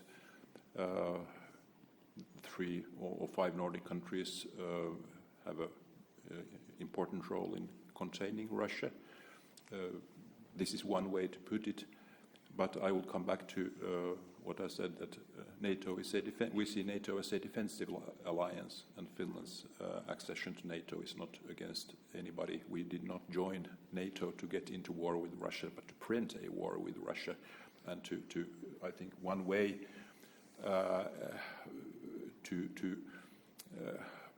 one dimension of what Axel said about the strategic dilemma is that we should present a situation for Russia where the war and aggression is always the worst option for itself. So this is a starting point. But then coming back to the what you call normalization, I think it's a little bit too early to call this normalization. We have a new administration in the United States, which has been there for around 5 months right now. Different messages that are not necessarily always yet aligned among each other.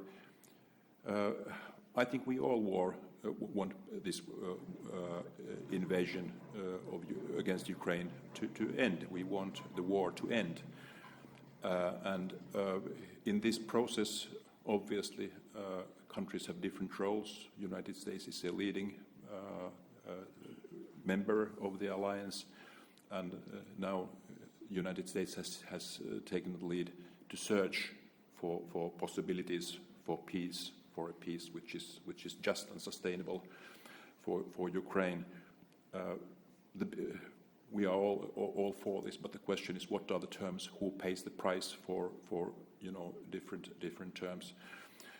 And here I hope that also in this question the alliance and we as partners and friends can work with unity. But I think it's a little bit too early to speak about normalization. We might see quite a volatile and bumpy road ahead us also in the relations between the United States and Russia. Thank you for the question. Our approach to Russia could be maybe summed in the famous 3 C's. Counter, contain, and constrain Russia. But that is focused on the war in Ukraine. That is the theater where this plays out, even though some actions we take is broader than the geographical area of Ukraine, of course. We do have a sanctions policy, which is very, very important. But there is exactly as Klaus say, our approach in NATO it's a defensive alliance, So one needs to repeat that truism, I think, over and over again. But there's no doubt that Russia, with its aggression, is threatening also Europe. And we counter this by supporting Ukraine, and I think this cannot be repeated many times enough. When it comes to the normalization, I always agree with Klaus for some reason. Can I have this right, please? Great minds think alike. No, but it is far too early. I do not see, honestly, in all the noise coming from Washington and maybe also the president himself, that he is really seeking a normalization with Russia. He's seeking something else, and he wants an end to the war. Fine. We'll see if he will succeed and in a decent way. That remains to be seen. There is a negotiation going on or not.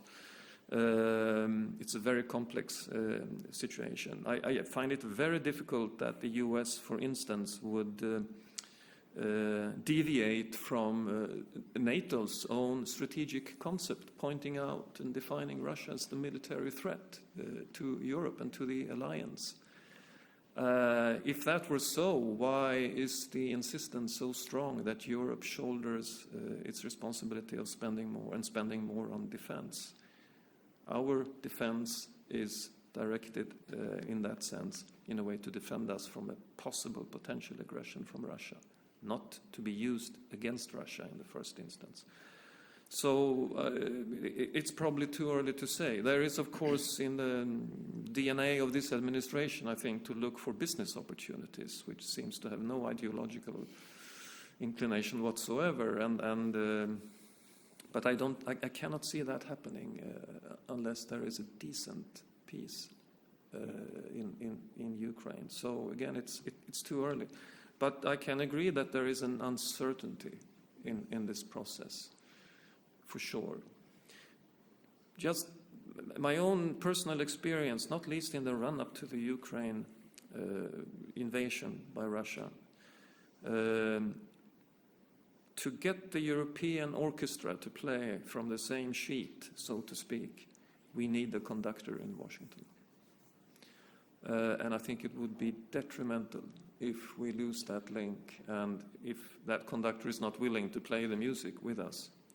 I am still very much convinced that we will be able to have such a relationship in the future. And I would like also to add that in 10, 15 years, when all our defense spending has been transformed into a functioning, serious military capability, the transatlantic link and the content of that will be recalibrated in a certain sense, because we will stand on our own legs, on the ground, much firmer than today. Thank you. Claude, you wanted to add something? Yes, please, because I think this is really a crucial question, and because I don't represent here the United States, but I represent Finland, so maybe I can also a little bit elaborate on bilateral relations between Finland and Russia. There are no political relations at this time. Also for Finland, I see a future where we will cooperate in one way, we will cooperate in one way or another with our eastern neighbor. But the time for that cooperation is not yet. We must focus our efforts on supporting Ukraine. And as a practitioner who has worked many years with Russia issues and Finnish-Russian relationship, I have lived in Moscow, I speak Russian, I have Russian friends. So I don't really see much practical value, and I think the experience of other countries who have tried, have dialogue with Russia show that there is not so much to talk about after all. It's not very productive. I think it was Clausewitz who said that war is continuation of policy by other means. At the moment, diplomacy for Russia is continuation of war by other means. I don't want to monopolize, and there might be other questions, but one thing which is interesting, and it's from my experience of being an Arctic ambassador and the work in the Arctic Council, as you might know and be aware of, the political dialogue in that council is paused, it's frozen. We do not have political contacts with Russia. I don't see my Russian counterpart, but there is one. There is a Russian Arctic ambassador. But what is little known, and I can tell you in this room at least, that in the working groups of the Arctic Council, there are 6 different working groups, and that's very much a matter of people-to-people cooperation, scientists working together, which is very important, by the way. Russia participates. They don't meet in real life for different reasons, but they have virtual meetings, and what I understand from my Swedish colleagues, and I think this is, my view here is shared by my other the 7 Arctic allies, actually, and my colleagues there, that they get the same signals. The Russian delegates act very constructively. They do not obstruct the work, which happens in other multilateral fora. And I think this is a very interesting observation, which we should keep in the back of our minds when we move forward here. I believe that Russia values this work with Europe. We know that Chinese presence in the Arctic has increased very much, probably because Russia is thankful to China for their support in the Ukraine war. But there is no love lost between China and Russia. And I am not sure that Russia, and we have reason to believe that that is the case, that they don't want too much Chinese presence in the Arctic. It's a fact that Russia is approaching China. It's obvious. They are cutting loose from Europe and being cut loose also by us, from us. But this is also a historical movement you can see in Russian history. And it is a European country, basically, at least. So when the stars align in the right way, I think the Arctic Council, because of this cooperation, which is scientific and people to people, also involving indigenous people, which is very important, could be a multilateral fora where contacts maybe one day could be resumed as a good starting point. Before I give the floor to Bruno to answer the question from Isabel, I'll take the privilege of being the moderator to ask you a question because you raised the issue of China. There are at least 3 Chinese icebreakers that are present in the Arctic. There's this Chinese doctrine of considering the Arctic as a common sea. How do you feel about it? I mean, how do you see this kind of pressure from the Chinese? Just a brief answer. Well, it's very interesting. Why are China having icebreakers, and why are they in the process of building, 12, 15 more? For what use? Look carefully. They are doing exercises already. They have been seen in the beyond just breaking eastern the ice. flank, and exactly, that is true. Of course, it also has to do with the sea lanes, which might open up and create opportunities for Chinese trade. But again, maybe too early to draw conclusions, but watch that space. And they define themselves as a near-Arctic nation. So we definitely need to keep an eye on that. Here, maybe we have some converging interests with Russia, actually. But I think we had other questions in the audience as well. No, we still have an answer to give. No, but it's very quick. So I think you're right. I think that's potentially a very productive area of cooperation. But I also think that going back to this idea of Portugal being a follower of the main wider trends, but also trying to lead in some of them, and I think that kind of the shortcuts to leadership in issues related to security and defense, particularly when it comes to to capabilities and technologies, etc., it's probably not going through the maritime domain, despite all the experience that can certainly be leveraged. But I think that I would look into other areas for, trying to get that leadership, areas that are more untapped. We can talk more about that afterwards. Thank you. You've been with the microphone for a while, so please. Much. My name is Monika Kase, and I'm Estonian ambassador here. So thank you for the presentation and previous speakers as well. In the context of NATO alliance, I'm extremely proud to point out that part of Portuguese Air Force is currently in Estonia, Ämari Air Base, having a rotation to protect Baltic air, which is very important for us. So thank you, Portugal, friends. And we also have a border with Russia, and not very attractive history with Russia, including almost 50 years of occupation by Russia. And we, in Estonia, I think we never had any illusions on Russia or its intentions. And around the Baltic, I think also in Atlantic, we are all worried about Russia's Southern Fleet. And my question would be, any of you maybe can elaborate what are the means today on how to counteract the shadow fleet that is currently getting more and more aggressive. We see incidents with undersea cables. We see incident with ships with no nationality entering into economical zone of member states, followed by fighter jets. Is there any possibility to do anything else? What are the needs on this regard? Thank you very much. Which one of you wants to start? It's a very good question, and it's really relevant. And there is an environmental disaster waiting.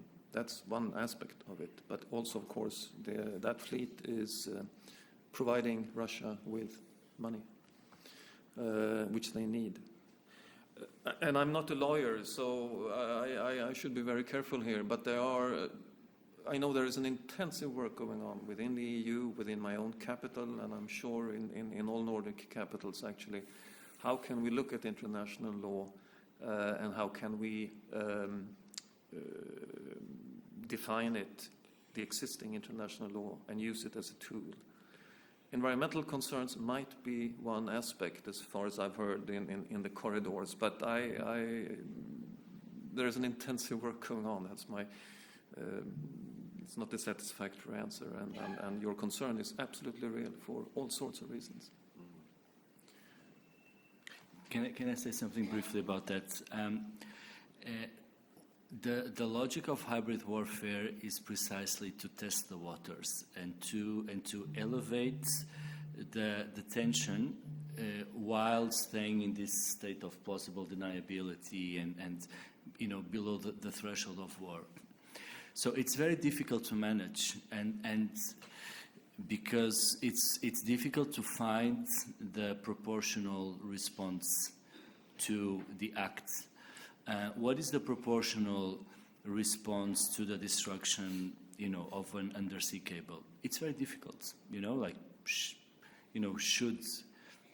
if we, finally or eventually get to attribute it to a particular actor, what is the adequate response? What is the adequate response to a cyber attack? So I think that in Europe we've seen the sanctions packages that tried to create frameworks not only to impose financial sanctions on individuals and the state, but also try to create new setups for responding to some of those actions. And the issue of, for example, the example that I gave with the drones is one of those examples. So this is something that didn't exist. It was created through the sanctions, and this opened up the possibility for judicial prosecution of individuals. Okay, so this is a new card that European states have to counter that very specific issue. And so I think that this is a game that is being played. The fact that the game is being played is part of the game, deviating resources, attention, putting psychological pressure on societies, on individuals, on people, etc. Once in Norway, once drones started to be spotted in the vicinity of sea oil platforms based at sea, you had the workers that suddenly didn't want to go to work, creating disruption, or with the potential to create disruption in the way that that oil is taken out. And so all this, the idea is really to to cast a very wide net, to create different damages of different scale, and it's very difficult to manage. So this is a very unsatisfactory answer, but it's again this idea of thinking creatively and thinking on how to mitigate all these different threats one by one. I don't think that using the examples that we've been given so far should require or should lead to a more imposing response. I think that would be highly counterproductive from my personal perspective. I think that kind of a further attack would be a further step or a further level could be exactly an environmental disaster coming out of one of these actions. And this is again part of the hybrid warfare playbook. So I think that the discussion will be different there, or the discussion will also be different if a significant, human damage, with several deaths or something like that, would come from a cyber attack that would be clearly attributable. Then, the rhetoric would be different. Up until then, I think that everyone needs to play the game. But when it comes to the ships, I need to come back to this. The concrete sort of perspectives on this could be, can you require a ship to go into your own ports to be inspected because of environmental concerns or safety concerns? Can that be used still within the realm of international law and the law of the seas, which are extremely important? We are also dependent on the sea lanes and the free trade. But that could be an instrument maybe to use, because that means it will cost a lot of money for those who are using or renting those ships. Another way to look at it is also the flag state. Where are the ships flagged? Can other sanctions or measures be taken against these countries not to rent them as they do now to Russia? But it's extremely important. This is the money flow which finances the war. And I think Finland did this, actually. Yes. There are two kinds of concerning maritime traffic now in the Baltic Sea and the Finnish Gulf. One is the shadow fleet that you mentioned, ships that under other flag than Russian transport energy and industrial goods to Russia or from Russia. And then there is also, we have these ships that are connected to big environmental hazards and disruption of undersea infrastructure. And it's true that one ship was escorted to a Finnish port for investigation with the support of our Coast Guard. So this is possible, and in principle there are, of course, stronger measures that can be taken, but there is also the principle of freedom of navigation that we all support. So it's a difficult balance to strike. I think one promising work line is that we contact the countries of origin or the countries under whose flag they are. We are having now discussions on and asking, do you really want to be seen as a supporter of Russia's aggression against Ukraine? Do you really want to see your ships being a source of a potential environmental catastrophe in the Baltic Sea and in the Finnish Gulf? And I think, we have made them think a little bit. I think there was a question on the second row. Yes.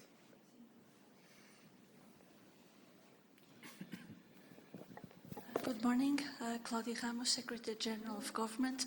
Thank you very much for the interventions. I have two main questions for both ambassadors, please. You were mentioning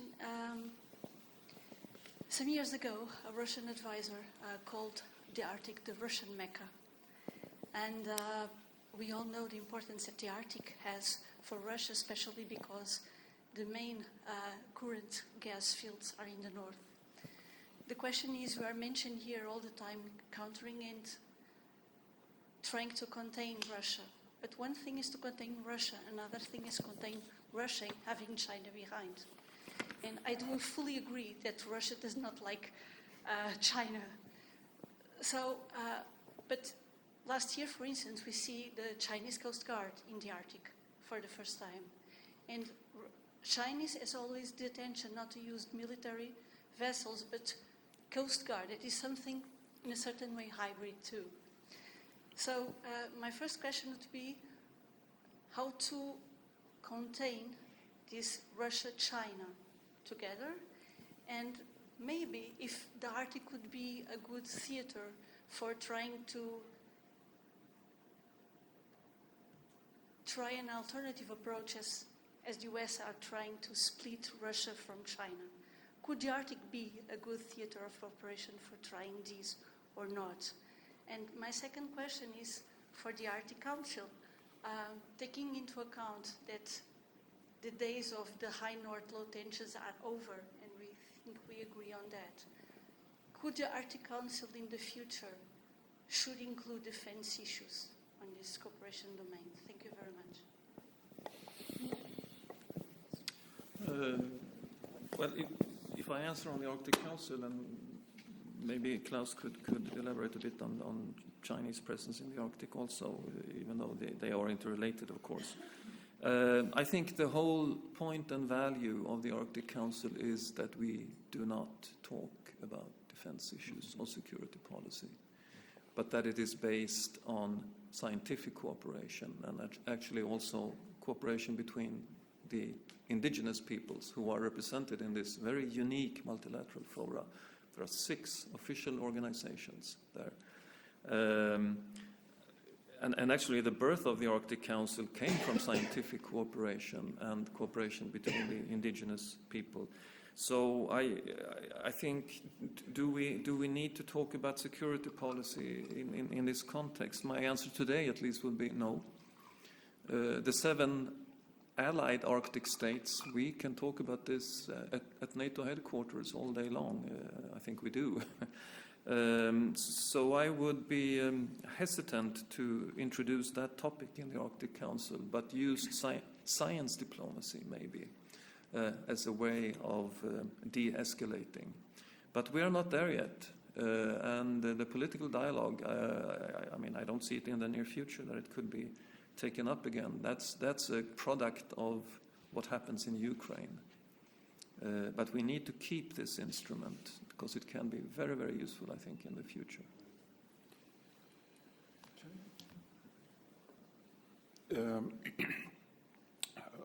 First of all, regarding China's direct participation in Arctic decision-making, China is not a member of the Arctic Council. It's not defined as an Arctic nation, but I think China is one of the observers in the... Absolutely. Yes. And they have the full right to be.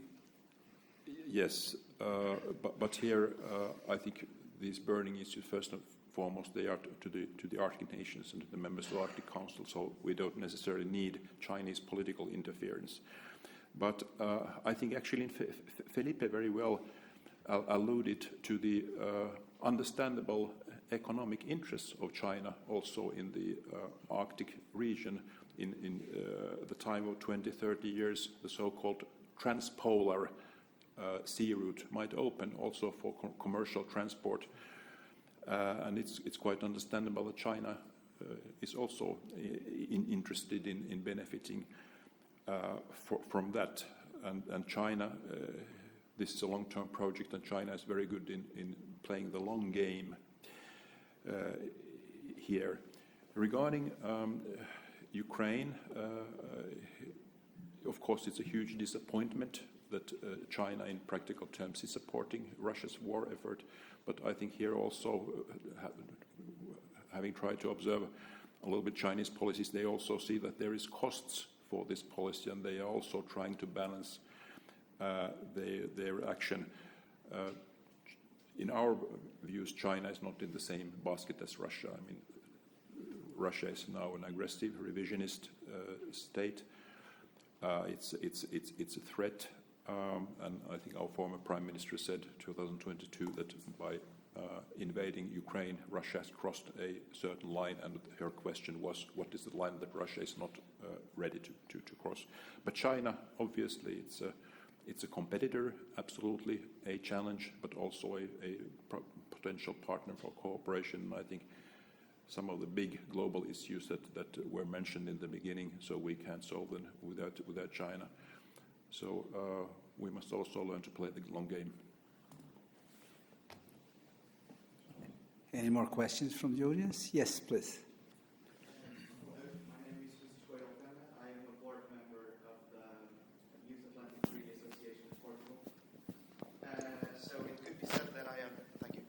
It could be said that I am here representing the youth, and so I have some questions to present both to the ambassadors and then to Professor Brun. One of the main challenges we have is how to engage the youth with the topics we're discussing here today. because my colleagues from YATA, Sweden, and now Ambassador Axel, we have to apologize for my terrible Swedish. You have the concept of totalförsvaret. And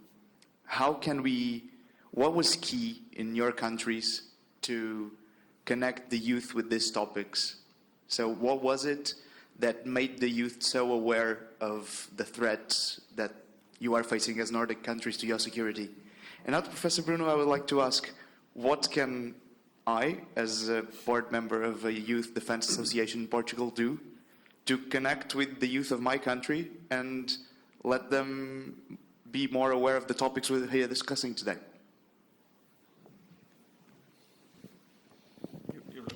Okay, I can start. Well, I do have an answer, and it's quite interesting. I'm grateful for the question because I think it is important. Now, I come from a country which is sometimes over-organized, also in a European perspective.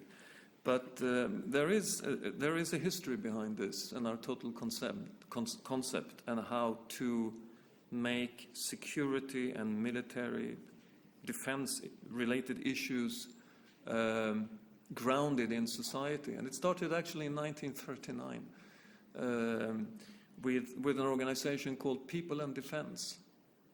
In that organization, all the labor market participants, youth organizations, defense forces, government, I would say almost every aspect of society, industry, is part and finance this organization.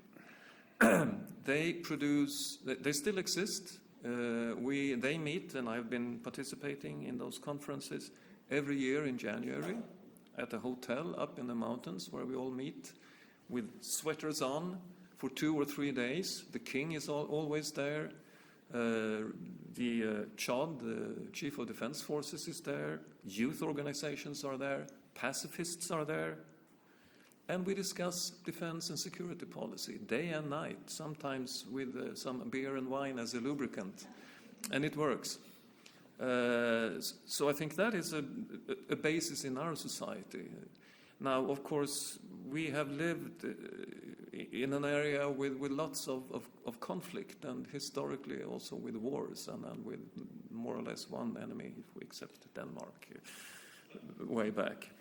But of course that has created a sense of existential need also to have a strong defense, which we used to have and which we are rebuilding, but also a debate and a discussion to get the domestic audience, the public opinion, including the youth, because they will carry on this, to understand why we increase defense spending and to have their voices. And it's not only this yearly conference. They have seminars year around, and they publish books and leaflets and have podcast, I think it's called. Yeah. So that's basically how we have organized it in Sweden. It's very important. I'm glad you put the question. I have a privilege in my both roles as in the Ministry of Foreign Affairs and in FIA, the Finnish Institute of International Affairs, to speak with many young people in schools, with students.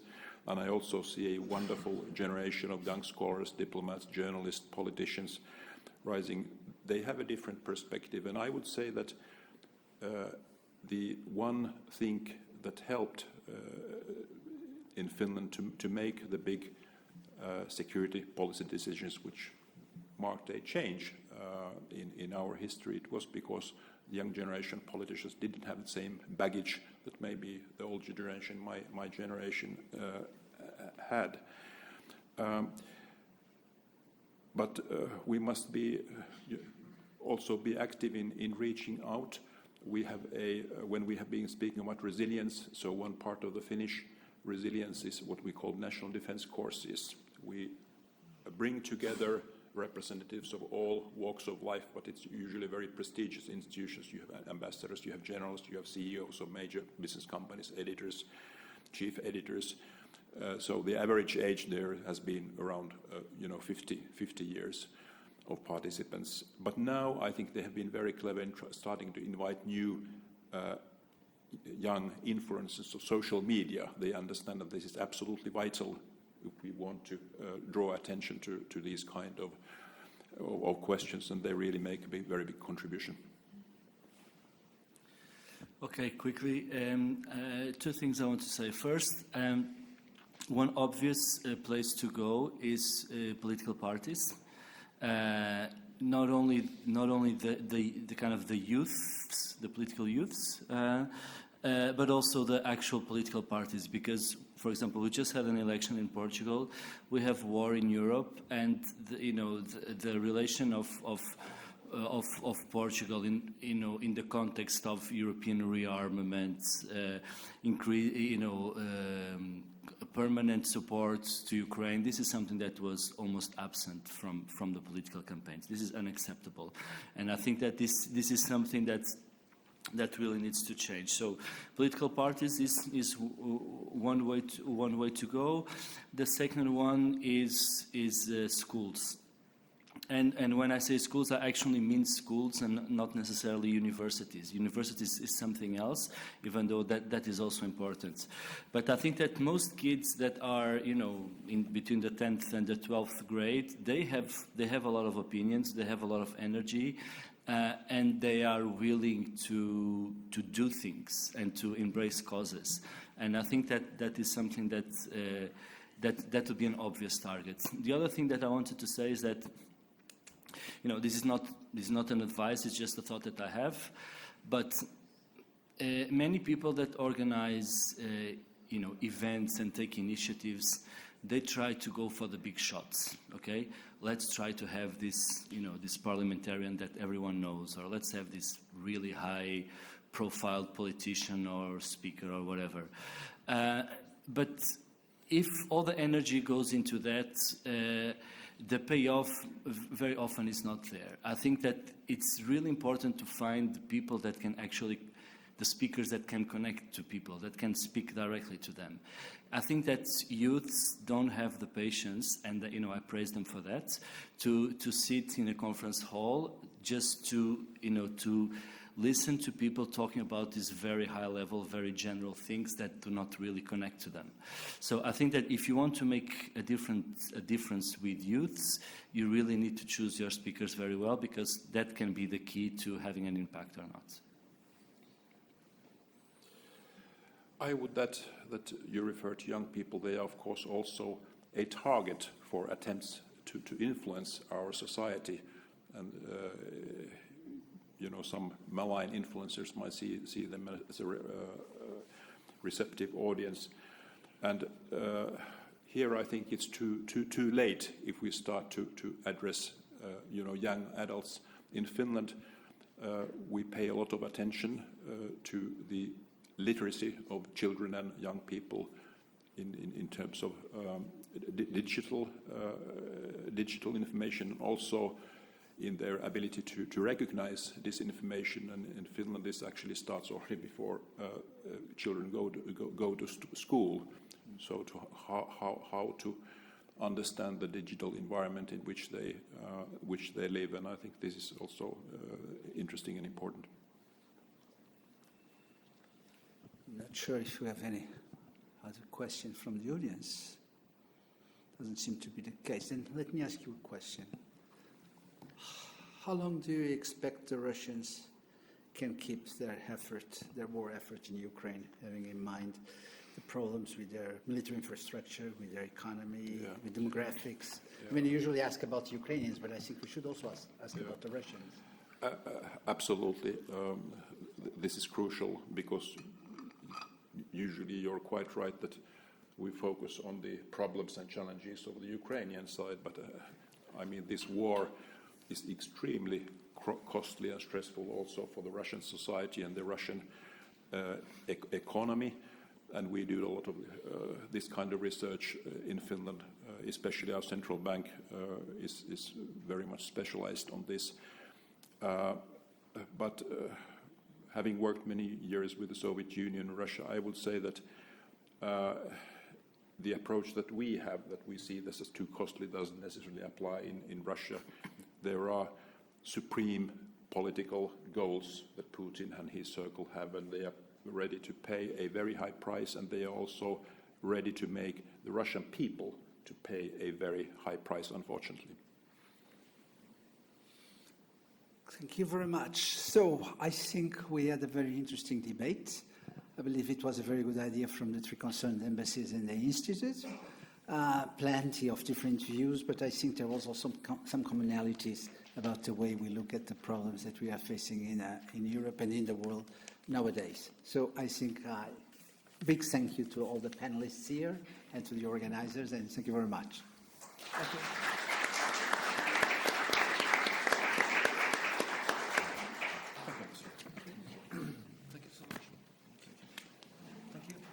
On behalf of Director of the National Defense Institute, Professor Isabel Ferreira Nunes, we thank you for your presence and we hope to meet you again soon.